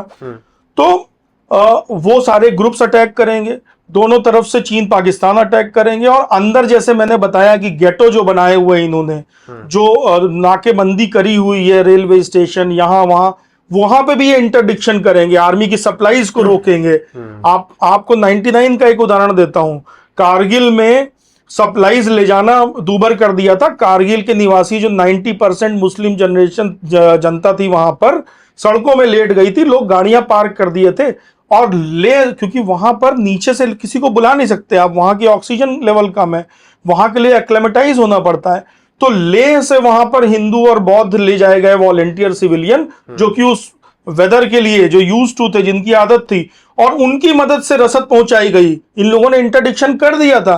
तो ये पूरे देश में ऐसे इंटरडिक्शन करेंगे, आपके हाईवेज में 10 ट्रक खड़े करके ये चले जाएंगे। किसान आंदोलन में इन्होंने करके प्रूव कर दिया कि ये कर सकते हैं। रेल की पटरियों पे ये पेड़ गिरा देंगे, अगर पटरियां उखाड़ देंगे, आपके रोड्स रोक देंगे, इंटरडिक्शन कर देंगे। आप कैसे करोगे कि कैसे आप लड़ोगे भाई? तो ऐसी स्थिति से निपटने के लिए ही कल की सेना तैयारी कर रही है। उसीलिए जब ये 3 फ्रंट चीजें होंगी तो हमारे पास क्या होगी, हर घर में हमारे पास ट्रेन्ड वॉलेंटियर फोर्स होगी। जिस मिलिट्री ट्रेनिंग की बात हम सिर्फ हवाई लच्छेदार बातों में करते हैं ना, कि मिलिट्री ट्रेनिंग कंपलसरी होनी चाहिए, कंपलसरी, कौन करेगा कंपलसरी? कहां से करेगा कंपलसरी? और किसने की कंपलसरी? किसी ने नहीं की। आज कल की सेना ये काम कर रही है। किसी ना किसी को तो आगे बढ़ के काम करना पड़ेगा ना। बिल्कुल। अपनी सुख सुविधा संसाधन को छोड़ के मिलिट्री के रिटायर्ड ऑफिसर्स ने, पुलिस ऑफिसर्स ने, सिविलियंस ने जो जागृत हैं, उन्होंने नौकरियां छोड़ करके यह संगठन बनाया। और अब हम जो है योद्धा तैयार कर रहे हैं। 2 साल में हमारा उद्देश्य है 5 लाख वॉलेंटियर ऐसे हम खड़े कर देंगे कि जब जरूरत पड़े तो वो वॉलेंटियर जो हैं फौज के साथ खड़े होकर दुश्मन पे AK-47 भी चला सके, रसद भी पहुंचा सके, ट्रक भी चला सके। जो भी कार्य वो फौज करवाना चाहे उनसे, पुलिस करवाना चाहे, क्राउड कंट्रोल करवाना चाहे, वो कर सके। और जब तक ऐसी स्थिति नहीं आती कि पूरी तरह से सेना को और पुलिस को हमारी डायरेक्ट वॉर के लिए जरूरत पड़े, तब तक हम समाज की सहायता करते रहें, समाज की सुरक्षा करते रहें, मंदिर मठों, सन्यासियों, बुजुर्गों, महिलाओं की सुरक्षा रक्षा करते रहें, जो हम प्रतिदिन कर रहे हैं। बिल्कुल। कुछ सवाल हैं, कुछ भ्रम भी हैं, कंफ्यूजन दूर कीजिएगा। क्या कल की सेना शिवसेना का संगठन है, RSS का संगठन है, या खुद का राजनीतिक संगठन है? देखिए, कल की सेना पहली बात तो गैर राजनीतिक संगठन है और शिवसेना और RSS का संगठन नहीं है। ये किसी भी ऐसे संगठन का संगठन नहीं है जो पहले से चल रहा है। लेकिन जितने भी राष्ट्रवादी संगठन हैं, जो भी संगठन भारतीय संस्कृति, सभ्यता, धर्म, भारत के जिसको कहते हैं कि वजूद को जीवित रखना चाहते हैं, उन सबको कल की सेना का समर्थन प्राप्त है। धर्मनिरपेक्ष है कल की सेना? बिल्कुल भी धर्मनिरपेक्ष नहीं है कल की सेना। 0 धर्मनिरपेक्षता है। कल की सेना को चारों शंकराचार्यों का आशीर्वाद प्राप्त है और हमें ही, कल की सेना को ही यही हमारी एक ऐसी सेना है जिसको शंकराचार्य चाहते हैं कि जो हिंदुओं को एक जिम्मेदार तरीके से कानूनी दृष्टि में संविधान के दायरे के अंदर संविधान का, कानून का पालन करते हुए हम नागरिकों को ट्रेन करें। हम बिल्कुल भी धर्मनिरपेक्ष नहीं हैं। हम सत्य सनातन हिंदू धर्म को ही मानते हैं और उसी हिंदू धर्म के अनुसार कार्य करते हैं। हम सनातनियों के लिए बने हैं, सनातनियों की रक्षा के लिए बने हैं, सनातन संस्कृति, सभ्यता, धर्म की रक्षा के लिए बने हैं। लेकिन अगर कोई ये सोचे कि हम चूंकि सनातनियों का संगठन है तो हम किसी मुस्लिम महिला से बलात्कार करने के लिए बने हैं, तो वो गलत है। वो सनातन को समझा ही नहीं है। सनातन को समझने वाला व्यक्ति जानता है कि सनातन इस विषय में क्या आज्ञा देता है, भगवान श्री कृष्ण इस विषय में गीता में क्या आज्ञा देते हैं, भगवान राम अपने जीवन के चरित्र में क्या आज्ञा देते हैं। हम उन्हीं सिद्धांतों पे चलते हैं। लेकिन मेरा सवाल यहाँ ये भी है कि क्या कल की सेना से मुस्लिमों को, क्रिश्चियंस को खतरा है? नहीं, कल की सेना से सबको खतरा है। ये मैं एकदम स्पष्ट बता दूं। किस तरीके से? कल की सेना से सबको खतरा है। एकदम सुधर जाओ, समझ जाओ। सनातन संस्कृति, सभ्यता, धर्म और राष्ट्र, अगर तुम उसके विरोधी हो तो तुम कोई भी हो, तुमको खतरा है। कोई जरूरी नहीं कि तुम सिर्फ मुसलमान हो और या क्रिश्चियन हो। तुम सिर्फ मुसलमान हो इसलिए तुमको नहीं खतरा है सर कल की सेना से, या तुम सिर्फ क्रिश्चियन हो इसलिए खतरा नहीं है।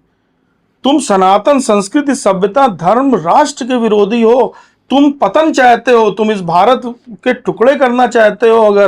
अगर ये चाहते हो कि तुम भारत की नारियों को फिलिस्तीन की तरह, तुम जो है इजराइल के नागरिकों की तरह तुम मारो, तब तुम्हें खतरा है, बिल्कुल। वरना तुम्हें खतरा नहीं है। देखिए हम तो सीधी सी बात करते हैं, वैदिक रीति से हम वेदों पर विश्वास करते हैं। तो वेद क्या कहते हैं कि सनातन की सत्ता 5 जन्य के लिए होती है। 5 जन्य कौन है? उसमें 4 वर्ण हैं, ब्राह्मण क्षत्रिय वैश्य शूद्र, और 5वां वो जिसका कोई वर्ण नहीं, यानी कि जो विधर्मी है। 5वां जिसका कोई वर्ण नहीं, उसके लिए नियम है कि भाई आपकी भी रक्षा होगी, आपका भी जो है भरण पोषण होगा। सिर्फ ये है कि आप हमारे चारों वर्ण को और सनातन संस्कृति सभ्यता धर्म को कोई दिक्कत ना पहुंचाइए। तो हमारा शुद्ध हिंदी का सूत्र है कि कायदे में रहोगे तो फायदे में रहोगे, नहीं रहोगे तो तुम्हें बहुत ज्यादा खतरा होने वाला है। और इसका ये सेना है, ये ज्यादा बातें नहीं करती है, ये करती ऐसे है कि किसी समय कुछ हो जाएगा और तुम सोचते भी रह जाओगे कि हम कैसे एफआईआर कराएं, क्योंकि इसमें तो कुछ एफआईआर कराने लायक है भी नहीं। ठीक है, लेकिन आपने फिलिस्तीन का जिक्र किया, और फिलिस्तीन का जब जिक्र आया तो हालिया मामला मुझे जामिया मिलिया इस्लामिया का जा रहा है, दिल्ली का, जहां पर दिवाली में दिए जलाए गए एबीवीपी की छात्रों की तरफ से, और पटाखे फोड़े गए, जश्न मनाया गया। लेकिन इसमें बवाल कर दिया गया। कुछ वहां पर ऐसे लोग पहुंचे जिन्होंने दियों को फोड़ दिया, फेंक दिया, पटाखे नहीं जलाए दिए, जिसके बाद भारी बवाल पिछले 2 दिन से मचा हुआ है। हिंदू अपना त्योहार भी नहीं मना सकता। देखिए ऐसा है, ये दिए कब जलाए गए हैं? एक दिन जिस दिन स्कूल कॉलेज बंद होना था उन सबका 2 दिन पहले। क्या हर साल जलाए जाते थे ये दिए? देखिए ऐसा है, हिंदू समाज को भी मैं बोलना चाहूंगा कि एक होता है कट्टर हिंदू शेर है, और एक होता है कट्टर हिंदू लकड़बग्घा। तो मैं कहता हूं बेटा लकड़बग्घा मत बनो। अगर आप हर साल दिवाली के दिए जलाते हो, मुझे वास्तव में नहीं पता है, मुझे नहीं पता है, लेकिन मैं आपको सिर्फ ये बोल रहा हूं, स्वयं एनालिसिस करो। आप अगर हर साल दिए जलाते हो, हर साल आप मनाते हो दिवाली जब सेशन बंद होता है, तो ये नॉर्मल बात है, आपने अभी भी जलाए, अच्छा किया, ठीक है। लेकिन अगर आप मान लीजिए हर साल नहीं जलाते हैं, आपने इस बार दिए जलाए, या दिए जलाते समय किसी ने कुछ ऐसे नारे लगा दिए जिससे उनको लगा कि ये फिलिस्तीन के लोग मारे गए हैं इसलिए दिए जला रहे हैं, तो वो गलत है। आप हमको ये बताइए, आपने कब देखा कि कोई फौज, जिम्मेदार फौज, मतलब जैसे भारत की फौज जिम्मेदार फौज है, आपने देखा सर्जिकल स्ट्राइक के बाद जो है फौज के कैंपों में जो है पटाखे चल रहे हो? आपने देखा? हमने जाके 300 वहां ठोक दिए, जाके हमने जाके वहां रॉकेट चलाए क्या? नहीं चलाया ना, क्योंकि शेर और लकड़बग्घा में यही अंतर है। शेर शिकार करने के बाद नाचता है क्या? अरे खाता है शिकार, सो जाता है। वहां फिलिस्तीन ने उनके मार दिए, कुत्ते सुअर की तरह मारा है उनको, घसीट घसीट के। तो दुख मनाने दो यार उनको, तुम काहे दिए जला रहे हो उसमें? तुम्हें तो इफेक्ट से मतलब होना चाहिए। सब हिंदू प्लीज इस बात को आप समझिए, ये फालतू का लकड़बग्घा गिरी करना बंद कीजिए आप, इससे कोई लाभ नहीं है। ये फालतू का चिल्लाना, फालतू का नारेबाजी करना, फालतू का, अरे घर में खाने का जुगाड़ नहीं है, तुम्हारे पास पोषण नहीं है कि तुम जिम जाकर के प्रोटीन खरीद सको, बॉडी बना सको, और खर्चा तुम कर रहे हो नारे में और बाइक की रैली निकालने में। तुम मजबूत बनो भाई, तुम एक्शन करो, तुम ये सब मत करो। उस फिलिस्तीन में मारे गए, कुत्ते की मौत मारा है इजराइल ने उनको, लिथाड़ लिथाड़ के। अभी वो उनका जो सुनवर था कई ऐसे नाम आ रहे हैं, जो चीफ बन रहा है उसको मारे। मैं तो उसको सुअर ही बोलता हूं, लेकिन वो चाहे तो आप इसको ब्लॉक कर दीजिएगा। तो वो मारा गया, वो उसको मतलब इतनी बुरी मौत नहीं होती। अब वो दुख अगर मना रहे हैं तो तुम क्यों दिए जला रहे हो यार? जब तुम ऑलरेडी जीत रहे हो, जब तुम्हारा पक्ष ऊपर है, ये कोई क्रिकेट मैच नहीं है, जिंदगी मौत का खेल होता है ये। एक तो ये क्रिकेट देख देख करके आदत खराब हो गई लोगों की, तालियां बजाने की, नारेबाजी, हल्लेबाजी, ये नहीं करती। जो शिवाजी को क्या लगता है, शिवाजी किला जीतने के बाद क्या वहां पर नाच देखने बैठ जाते थे? हैं? तो भैया वॉरियर बनना है तो वॉरियर की तरह बिहेव करो ना। बिहेव करोगे लफंगों की तरह, नेताओं की तरह, और चाहोगे कि तुमको कट्टर हिंदू योद्धा बोला जाए, तो ये गलत है। अगर वहां पर दिए सिर्फ इसलिए जलाए गए हैं कि इस बार फिलिस्तीन में ऐसा ऐसा हुआ है या वैसे नारे लगे, तो मैं ये गलत बोलूंगा। और इसलिए गलत नहीं बोलूंगा कि मुझे कोई सिंपैथी है उनसे, मैं इसलिए गलत बोलूंगा कि ये योग्य नहीं है। एक वॉरियर क्लैन जो होता है उसको इस तरह की छिछोरी हरकतें नहीं करनी चाहिए। लेकिन अगर आप हर साल जलाते थे और इस साल भी आपने जलाए और उन्होंने फ्रस्ट्रेशन निकाला, तो आपको क्या करना है? आपको कुछ नहीं करना है। फ्रस्ट्रेशन निकालने दीजिए और मौके पे चौका मारिए, और नहीं मारना आता है तो कल किसी ना ज्वाइन कीजिए, बस। बिल्कुल। मौके पर चौके की जो बात आ रही है, इस वक्त एक नाम और चल रहा है देश में, हालांकि लंबे वक्त से चल रहा है, लॉरेंस बिश्नोई। उस पर कल की सेना क्या सोचती है, कल की सेना के अध्यक्ष मुस्कुल द्विवेदी क्या सोचते हैं लॉरेंस बिश्नोई? देखिए लॉरेंस, मैं आपको पहले तो एक चीज बताता हूँ, सभी दर्शकों को ये जानना चाहिए। हालांकि मैं सिर्फ उतना ही बोलूंगा जितना मुझे बोलना चाहिए। भारत में आप लोगों को लगता है कि अधिकारी सब भ्रष्ट हैं, ऐसा एक जनरल परसेप्शन है। फौज के अधिकारियों को लोग भ्रष्ट नहीं मानते, लेकिन बाकी सबको मानते हैं, जबकि ऐसा नहीं है। मैं आपको बताऊं, भारत में बहुत सारे अधिकारी, फौज के अधिकारी भी और जो रॉ के अधिकारी हैं, जो आईबी के अधिकारी हैं, या जो सीनियर आईएएस ऑफिसर्स हैं, बहुत सारे ऐसे अधिकारी हैं जो अपनी रैंक पे खेल के काम करते हैं। रैंक पे खेल के काम करने का मतलब ये होता है कि ना उन्होंने सरकार को कुछ बताया होता है, ना सरकार को कुछ पूछा होता है, और वो काम कर जाते हैं। और मेरे जैसे लोग इस सब चीज़ों में महारत हासिल रखते हैं, ठीक है। तो ये अननोन गनमैन वन मैन का खेल ये हम लोग बहुत पहले से खेलते आए हैं, और अभी भी खेल रहे हैं। मैं तो बोल रहा हूँ खेल रहे हैं, ठीक है।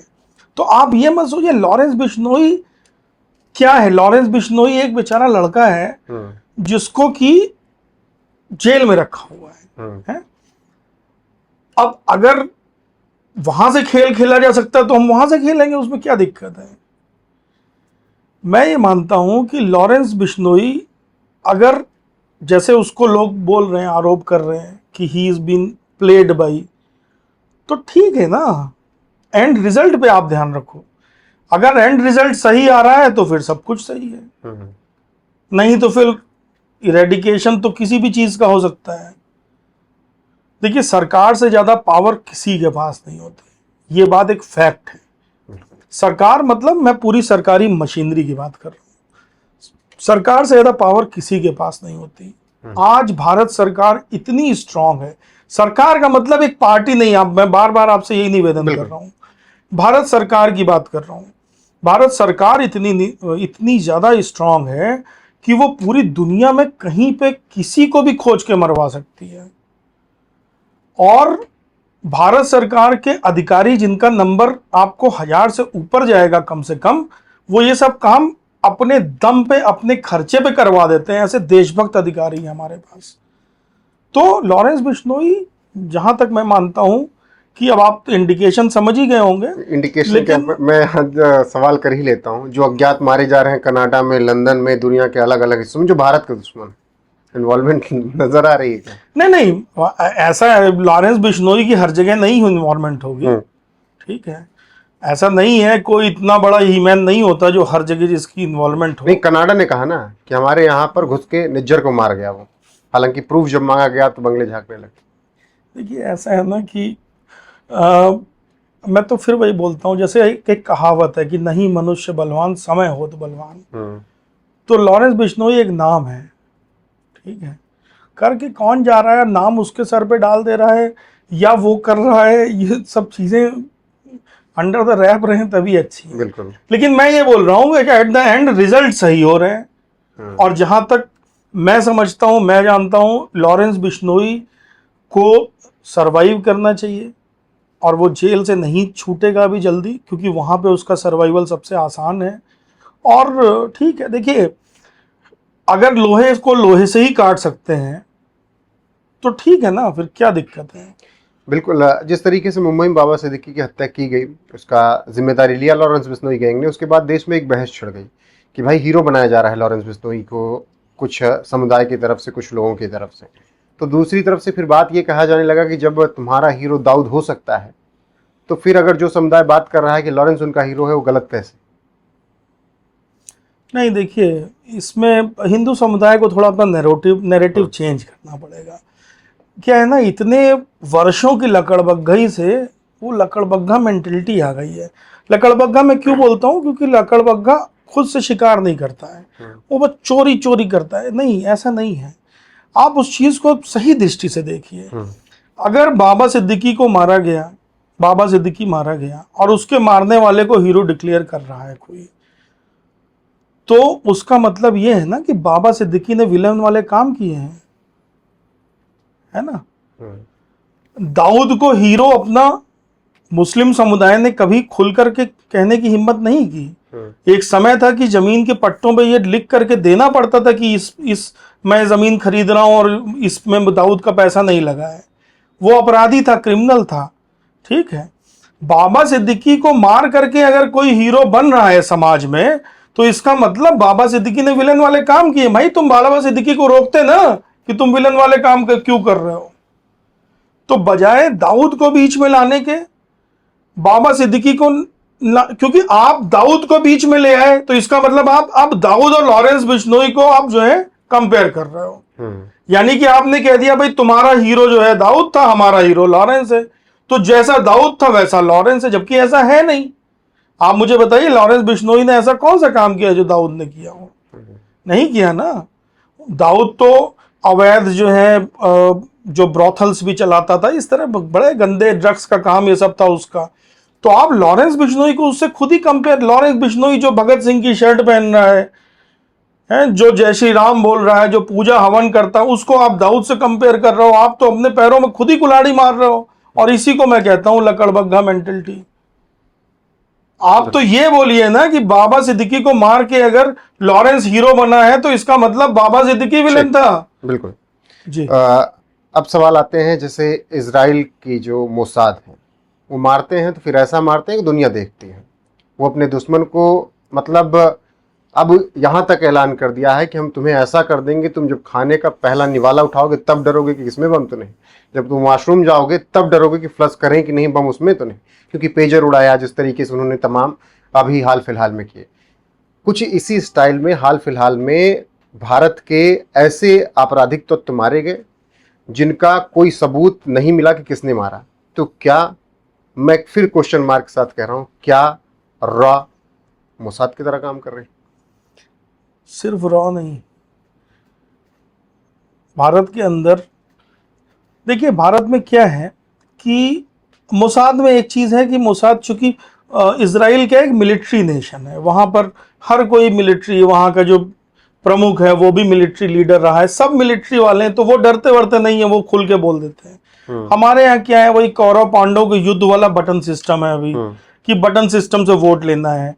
तो इसलिए बहुत सारी चीजें ऐसी होती जो पॉलिटिशियंस बोलते नहीं, और बहुत सारी चीजें ऐसी होती जो पॉलिटिशियंस को हम लोग बताते भी नहीं है। ये भी आपको मैं बता दूं, मैं भाभा एटॉमिक रिसर्च सेंटर की एरियल सिक्योरिटी का जिम्मेदार था, और वहां में मुझे बहुत सीनियर साइंटिस्ट ने बताया, बड़े बड़े उम्र के थे, बुजुर्ग बहुत सीनियर थे।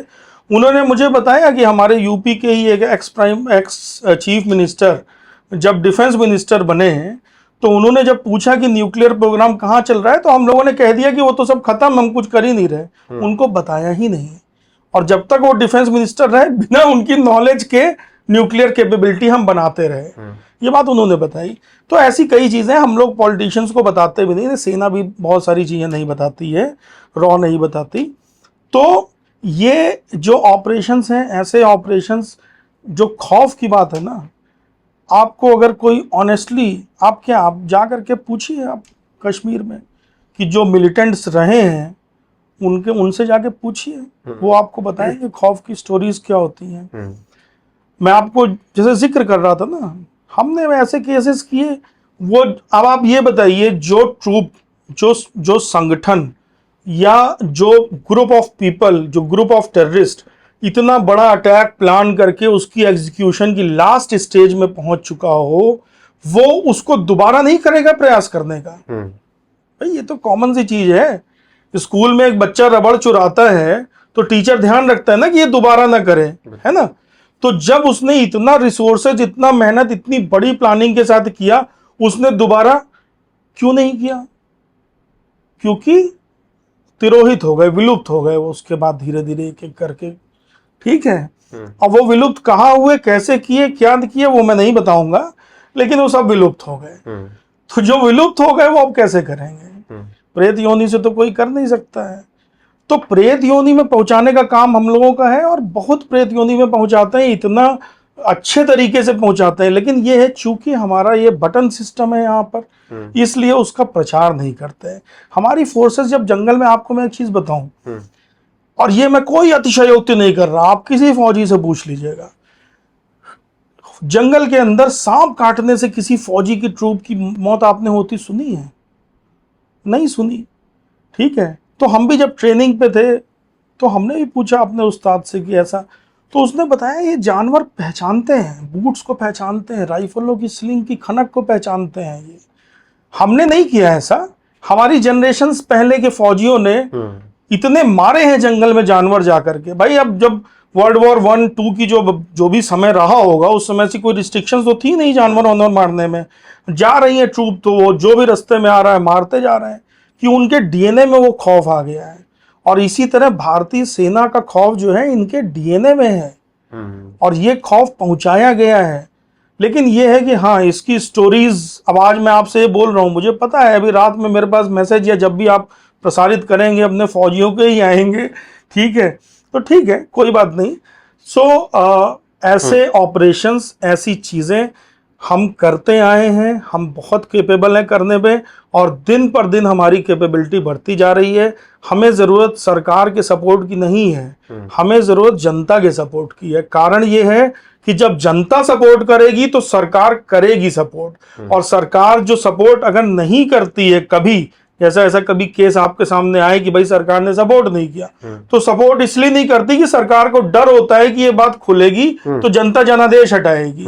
तो ये बात जनता को जाननी चाहिए, जनता को सपोर्ट करना चाहिए, और फिर देखिए, फिर तो वंडर्स आपके सामने, बालाकोट, उरी, सारे वंडर्स ही हैं जो। बिल्कुल, आपने कहा कि डीएनए में खौफ पैदा किया और उनकी नस्लों में आज तक भरा है।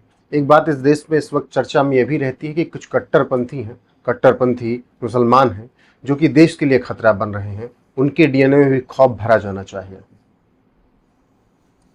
हाँ, तो डीएनए में खौफ तो उनके भरा ही जाना चाहिए। नहीं तो देखिए, डीएनए में, हम तो कहते हैं कि डीएनए में खौफ भर जाएगा तो आसानी रहेगी, वो जीते रहेंगे, भले ही खौफ के साथ जिए। नहीं तो फिर डीएनए की धड़कन ही बंद हो जाएगी। दो ही ऑप्शन है। खतरा है देश के लिए? देश के लिए खतरे तो बहुत सारे हैं अंदर। मैं तो कह रहा हूँ, ये तो वॉर चल रही है ना, ये वॉर चल रही है देश के अंदर। एनिमी ने अपने अपने दुर्ग बनाए हुए हैं। आप हर जगह, हर सिटी में, प्लान्ड वे में आप इनके दुर्ग देखिए ना। आप ये देखिए, दुर्ग वही है जो अवैध मदरसे हैं जिनको गिराने की बात चल रही है, अवैध मस्जिदें जो। नहीं, वैध अवैध की कोई बात ही नहीं है इसमें। चाहे वो वैध हो चाहे अवैध हो, जहां पर जिहाद की ट्रेनिंग दी जा रही है वो वैध ही भी है, तो भी वो दुर्ग है इनका। वैध अवैध थोड़ी कि आपको लाइसेंस, मान लीजिए आपने एक दुकान खरीद ली, पेपर अपने नाम करा लिया, सब कुछ करा दिया, तो उसमें आप जो है इंसान को मारने कत्ल खाना थोड़ी खोल देंगे। भाई वैध अवैध एक अलग चीज है। मान लीजिए कि हनुमान जी पे किसी की आस्था है, और एक स्थान है वहां बैठ के वो अच्छा ध्यान लगा लेता है, तो वहां पे वो ध्यान लगाता है। किसी ने चबूतरा बनवा दिया, अब 4 लोग ध्यान लगाने लगे, तो ऐसा थोड़ी कि वो अवैध अतिक्रमण है तो उसको तोड़ दो। भाई वो ध्यान ही तो लगा रहे हैं। लेकिन वैध होके हमने अपनी जमीन खरीदी किसी ने, और उसके अंदर कत्ल खाना इंसान का खोल दिया, वहां पे इंसान मारे जा रहे हैं, तो भाई जमीन वैध है। लेकिन वैध अवैध की बात नहीं है। बात यह है कि जहां जहां भी जिहाद की ट्रेनिंग हो रही है, वहां वो सिर्फ भारत के लिए नहीं, वो संपूर्ण मानवता के लिए खतरा है। और वो ग्लोबल जिहाद जो है उसका एक पार्ट है। और जितने भी लोग ग्लोबल जिहाद के पार्ट हैं वो सुन रहे हो अगर, तो ये समझ लें इस बात को कि समय अब चेंज हो चुका है। अब चीजें तुमको वहां से स्ट्राइक करेंगी जहां से तुम समझ भी नहीं पाओगे कि तुमको किस चीज ने स्ट्राइक किया। ठीक है, जरा रिसर्च करके देखना कि इंसान के मरने के कितने तरीके होते हैं। इंसान के मरने का एक तरीका नहीं होता। और जिहाद ही में लिखा है कि मौत तभी आती है जब मुकर्रर है दिन, और जब अल्लाह ने मुकर्रर किया है तो ये समझ लो कि वो तुमको नहीं पता होगा कि दिन तुम्हारा कब मुकर्रर है, वो किसी और को पता होगा।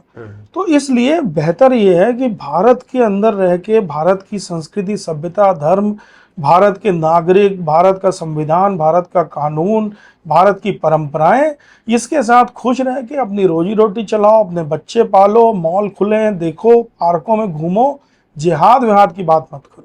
नहीं, ये बात कर रहे हैं, जैसे आपने कहा कि अल्लाह ने या भगवान ने ज़िंदगी मुकर्रर कर रखी है, मौत मुकर्रर कर रखी है। इनका समुदाय कहता है, इनके नेता कहते हैं कि ज़मीनें भी वक्फ कर रखी हैं अल्लाह ने हमें। ओवैसी जैसे लोग कहते रहते हैं, वक्फ बोर्ड पर बवाल मचाइए। नहीं, तो उसके लिए तो शंकराचार्य जी ने बिल्कुल सही एक बात बोली है। शंकराचार्य जी ने अभी बोला है, अब व्यक्तेश्वरानंद जी ने, कि भाई आप अगर असली में मानते हैं कुरान को, हदीस को, अपने आप मजहब को मानते हैं, तो उस मजहब में लिखा हुआ है कि जहाँ घंटियां बजती हैं, जहाँ मंदिर पूजा पाठ होता है, जो काफिरों की जमीन है, वहां से तुरंत हिजरत कर जाओ, और जहां पर दारुल इस्लाम है वहां पे जाके रहो। तो अगर आप इतने कट्टर हो तो आप दारुल इस्लाम में जाइए और रहिए, कोई दिक्कत ही नहीं है। लेकिन अगर आप ये कहते हैं कि नहीं साहब, हम सिद्धांत एक्स से समझौता कर लेंगे और यहां रह लेंगे, लेकिन सिद्धांत वाई से नहीं करेंगे, तो ये गलत है।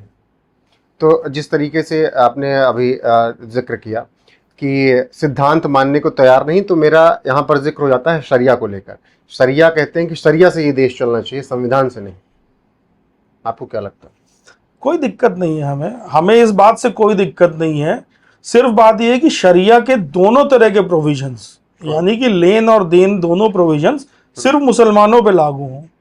ठीक है? कैसे? अगर वो हो, मैं आपको बताता हूँ उदाहरण। देखिए, शरिया में क्या होता है, लोग शरिया को समझते नहीं है। शरिया में खुद ही ये बात का वर्गीकरण है कि जिसके खिलाफ जुल्म हुआ है उसका भी वर्गीकरण है। यानी कि अगर किसी मुसलमान के खिलाफ चोरी हुई है तो उसके दंड अलग है, अगर किसी काफिर की चोरी, काफिर का बलात्कार हुआ है तो उसके दंड अलग हैं। तो हम ये नहीं कर सकते, जो मुकदमे मुसलमान वर्सेस मुसलमान की चीजें हैं, आप उसमें शरिया से कर लीजिए निर्णय, कोई दिक्कत नहीं है। लेकिन एक पार्टी काफिर है, एक पार्टी मुस्लिम है, तो उसमें थोड़ी शरिया लगेगा। आप, मुझे इस बात में पूर्ण सहमति है कि आप मुस्लिम वर्सेस मुस्लिम, जहां 100% it is only Muslim affair, जैसे कि 3 तलाक, इट्स ओनली मुस्लिम अफेयर, आप उसमें शरिया चलाइए। हमें क्या इंटरवीन करना, क्यों इंटरवीन करना? हमें इंटरवीन करना ही नहीं चाहिए, हम गलत कर रहे हैं उसमें इंटरवीन करके। वो अपना मजहब फॉलो कर रहे हैं, आप उनको मजहब उनका फॉलो करने दीजिए। जहां 100% all parties are Muslim, are committed to शरिया, they should be treated like शरिया। ठीक है? बट जहां पर मुस्लिम और हिंदू एक भी पार्टी नॉन मुस्लिम है, वहां पे इंडियन कॉन्स्टिट्यूशन, इंडियन लॉ आना चाहिए, चाहे वो सिविल हो, चाहे वो जो क्रिमिनल हो। यानी कि अगर हिंदू लड़की से शादी मुस्लिम की हुई है तो उसका कोई भी विवाद है तो वो होगा हमारे भारत के कानून के हिसाब से, और मुस्लिम लड़की मुस्लिम लड़का की शादी है तो उनको करने दीजिए। अगर मुस्लिम ने चोरी की है मुस्लिम के घर में तो उनको शरिया से करने दीजिए, हाथ कटवाने दीजिए। अगर मुस्लिम ने चोरी की है हिंदू के घर में तो अपने कानून के हिसाब से कीजिए। अगर हिंदू ने चोरी की है मुस्लिम के घर में तो अपने कानून के हिसाब से जेल दी जाइए। अगर मुस्लिम ने मुस्लिम के यहाँ पे बलात्कार किया है तो उसको शरिया दीजिए। तो उन जहां 100% उनका अफेयर हो, मैं आपको एक लॉ ऑफ डबल जियोपार्डी होता है, जैसे कि मिलिट्री में होता है। अगर दोनों पार्टीज यानी 100% पार्टीज मिलिट्री हैं तो उन पे मिलिट्री लॉ लागू होता है, और मिलिट्री लॉ उनको सजाए मौत भी दे सकता है। ठीक है? ये भारत के अंदर प्रोविजन है, आप लोगों को पता नहीं होगा। अगर दोनों पार्टीज मिलिट्री लॉ के अंडर में आती हैं तो मिलिट्री लॉ ही उसका डिस्पोजल कर सकता है, आप बाहर के कोर्ट में जाने की जरूरत नहीं है। लेकिन अगर दोनों में से एक भी पार्टी आउटसाइडर है तब ये पार्टीज डिसाइड करेंगी कि उनको किस लॉ के अंदर ट्रायल होना है। अब मिलिट्री लॉ चूंकि बहुत सख्त है तो लोग कहते नहीं सिविल लॉ में जाएंगे, वैसे ही आप यहां शरिया कर दीजिए। 100% अगर मुस्लिम है उसमें दोनों पार्टीज 100% मुस्लिम, जाओ शरिया में यार, काजी से तुम लो अपना निर्णय, जो करना करो। लेकिन यहाँ पर मेरा एक सवाल और है पुष्कर जी, कि जहाँ पर ये अल्पसंख्यक बहुसंख्यक हो जाते हैं वो संवेदनशील इलाका कैसे हो जाता है और क्यों? नहीं तो ठीक है ना, उसमें क्या बुराई है? देखिए, बात यह है, हमको पता ही नहीं कि प्रशासन कैसे करना है। समस्या तो ये है, संवेदनशील इलाका अगर वो हो जाता है तो संवेदनशील इलाके में क्या होना चाहिए, सख्ती होनी चाहिए, है ना। संवेदनशील इलाके में क्या होना चाहिए, रात में 9 बजे सब लाइटें बंद हो जानी चाहिए, रात में 10 बजे घरों के दरवाजे बंद हो जाना चाहिए, 11 बजे से लेकर के सुबह 6 बजे तक कर्फ्यू लग जाना चाहिए, कोई निकलेगा नहीं, संवेदनशील इलाका है। तो इम्पोज कीजिए ना ये सब चीजें, कायदे में रहना शुरू कर देंगे। आप क्या है, जो इलाका संवेदनशील है वहां पे आप पुलिस ही नहीं भेजते हैं, तो वो तो और संवेदनशील होता जाएगा। भाई आप अगर बदमाश होने का रिवॉर्ड दे रहे हैं किसी को तो और बड़ा बदमाश बनेगा ना। जैसे ही उसको ये पता चलेगा यार बदमाश होते ही तो गड़बड़ हो गई है, तो संवेदनशील है तो आपके पास तो और मौका है, आप डिक्लेयर कर दीजिए उसको संवेदनशील इलाका, है ना। ठीक है, आखिरी के 2 सवाल। पहला ये कि अग्निवीर पर क्या कुछ सोचते हैं एक्स विंग कमांडर?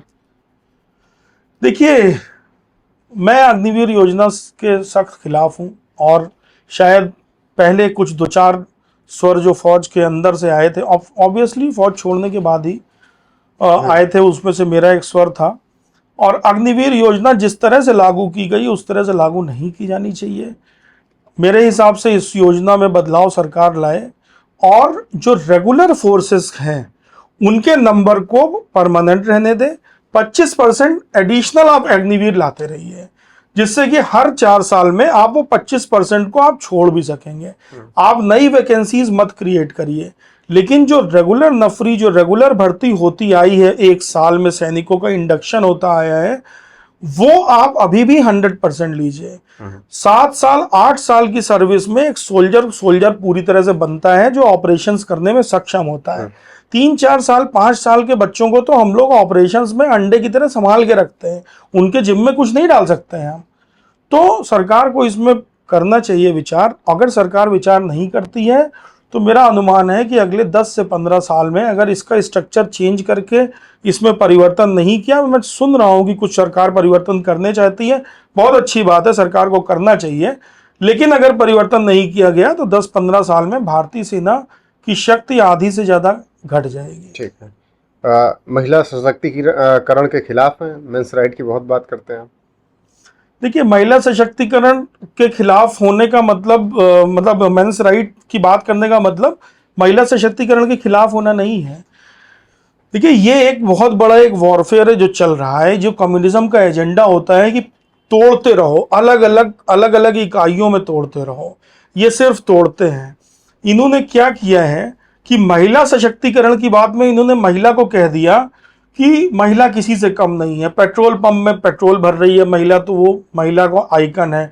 ट्रक चला रही है महिला, तो महिलाओं का आइकन है। पुरुष ट्रक चला रहा है तो वो नकारा है, फेल्योर है। पेट्रोल पंप में पुरुष भर रहा है पेट्रोल, तो वो मीनियल जॉब कर रहा है, उससे कोई लड़की शादी नहीं करना चाहेगी। महिला पेट्रोल भर रही है तो वो बहुत बड़ा सशक्तिकरण है। जबकि इन मूर्खों को खुद पता है कि वो महिला अगर क्लाउड किचन घर से चलाए तो इससे 6 गुना ज्यादा कमा सकती है, ना उसे धूप में वहां खड़ा होना पड़ेगा ना। लेकिन नहीं, ये कम्युनिज्म का एजेंडा है मार्केट के लिए ज्यादा मैन फोर्स लाने के लिए वुमेन फोर्स को लाना, यानी कि शोषण के लिए ज्यादा से ज्यादा लोगों को उपलब्ध कराना। आप देखिए, आज 6-6, 5-5 हजार में लड़कियां बेचारी नौकरी कर रही हैं। क्यों? क्योंकि इतनी सारे लोग नौकरी करने के लिए अवेलेबल हैं, और जिन फील्ड्स में उनको आगे बढ़ना चाहिए, जिसमें वो सेफ हैं, जैसे टीचिंग प्रोफेशन हो गया, मेडिकल प्रोफेशन हो गया, डॉक्टर्स, कोई भी कितने बड़े से बड़ा कोई भी पुरुष क्यों ना हो, अगर उसको ये ऑप्शन दिया जाए कि आपकी केयर नर्स करेगी या कंपाउंडर करेगा, तो हमेशा ये बोलेगा कि नर्स से ही कराओ, क्योंकि उसे पता है कि महिलाएं सिंसियर होती हैं, महिलाएं केयरफुल होती हैं, वो ज़्यादा केयरिंग होती हैं। तो देखिए, क्रिकेट के खिलाड़ी को आप फुटबॉल की पिच में चैलेंज दे दोगे और वो बेचारा सुबह शाम फुटबॉल की प्रैक्टिस करता रहेगा, तो क्या होगा? किसका शोषण हो रहा है? ये उस फुटबॉल खिलाड़ी का हो रहा है ना। और पुरुष को आप क्या कर रहे हो? पुरुष को आपने ऐसा बना दिया कि वो पुरुष रह ही नहीं गया है। तो आप समाज में हो क्या गया है? अब समाज में आपको पुरुषों की तरह की स्त्रियां मिल रही हैं और स्त्रियों की तरह के पुरुष मिल रहे हैं। तो ना आपको पूरा कोई पुरुष मिल रहा है, ना पूरी स्त्री मिल रही है। अब हो क्या रहा है कि भगवान ने जो नेचर ने जो दिया है, दोनों को जो रोल दिए, दोनों की जो साइकी दी है, वो एकदम अलग दी है। क्यों अलग दी है?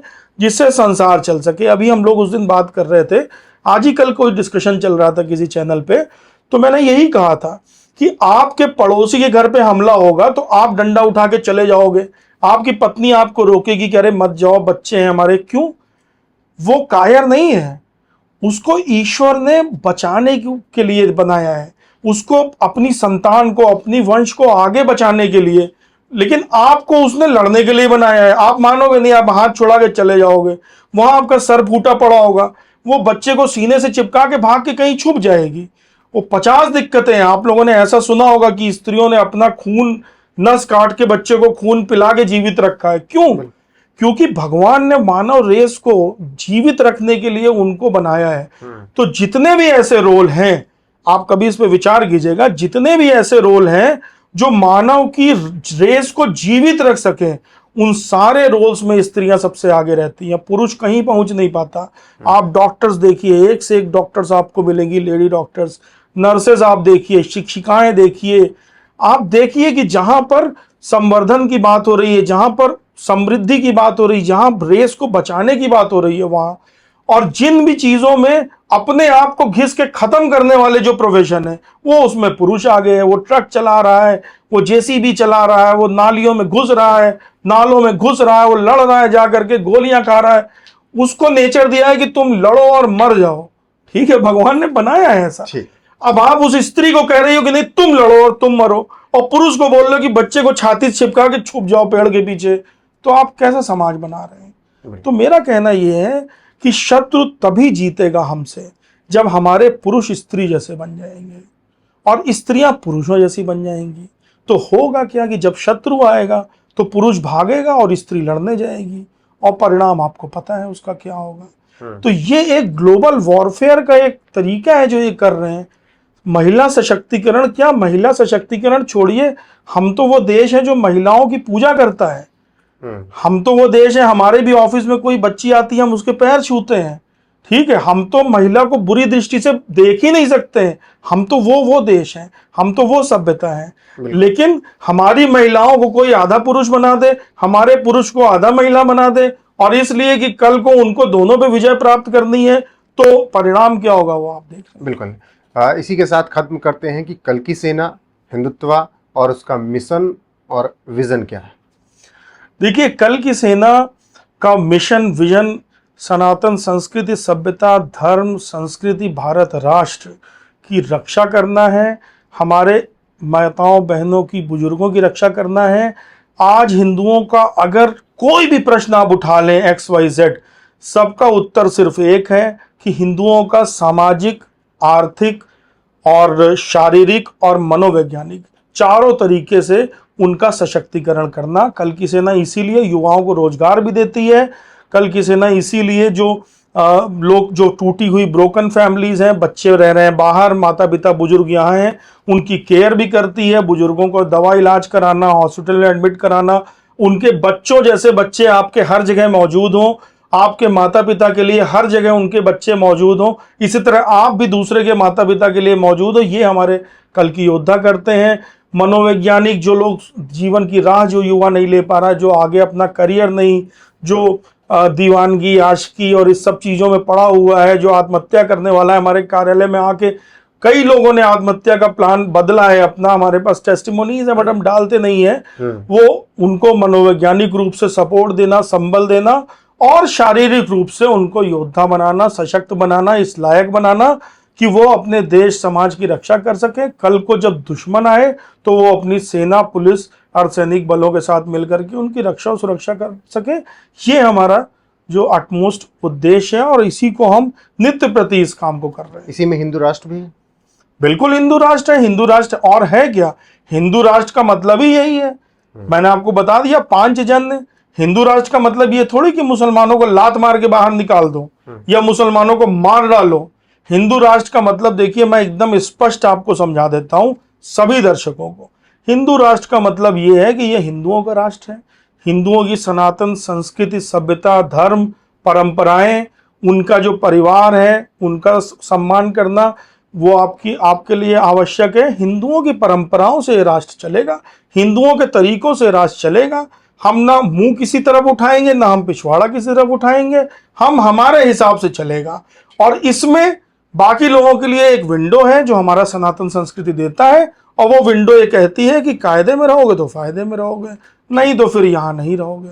बिल्कुल पुष्कल द्विवेदी जी, आपका बहुत बहुत शुक्रिया हमारे साथ बातचीत करने के लिए, इतना लंबा वक्त देने के लिए, और आपको भविष्य के लिए शुभकामनाएं कि जो आप काम कर रहे हैं बेहतर तरीके से करते रहिए। बहुत बहुत शुक्रिया एनएफ न्यूज़ से जुड़ने के लिए आपका। आपका अत्यंत आभार, और सभी दर्शकों का भी आभार। हर हर महादेव।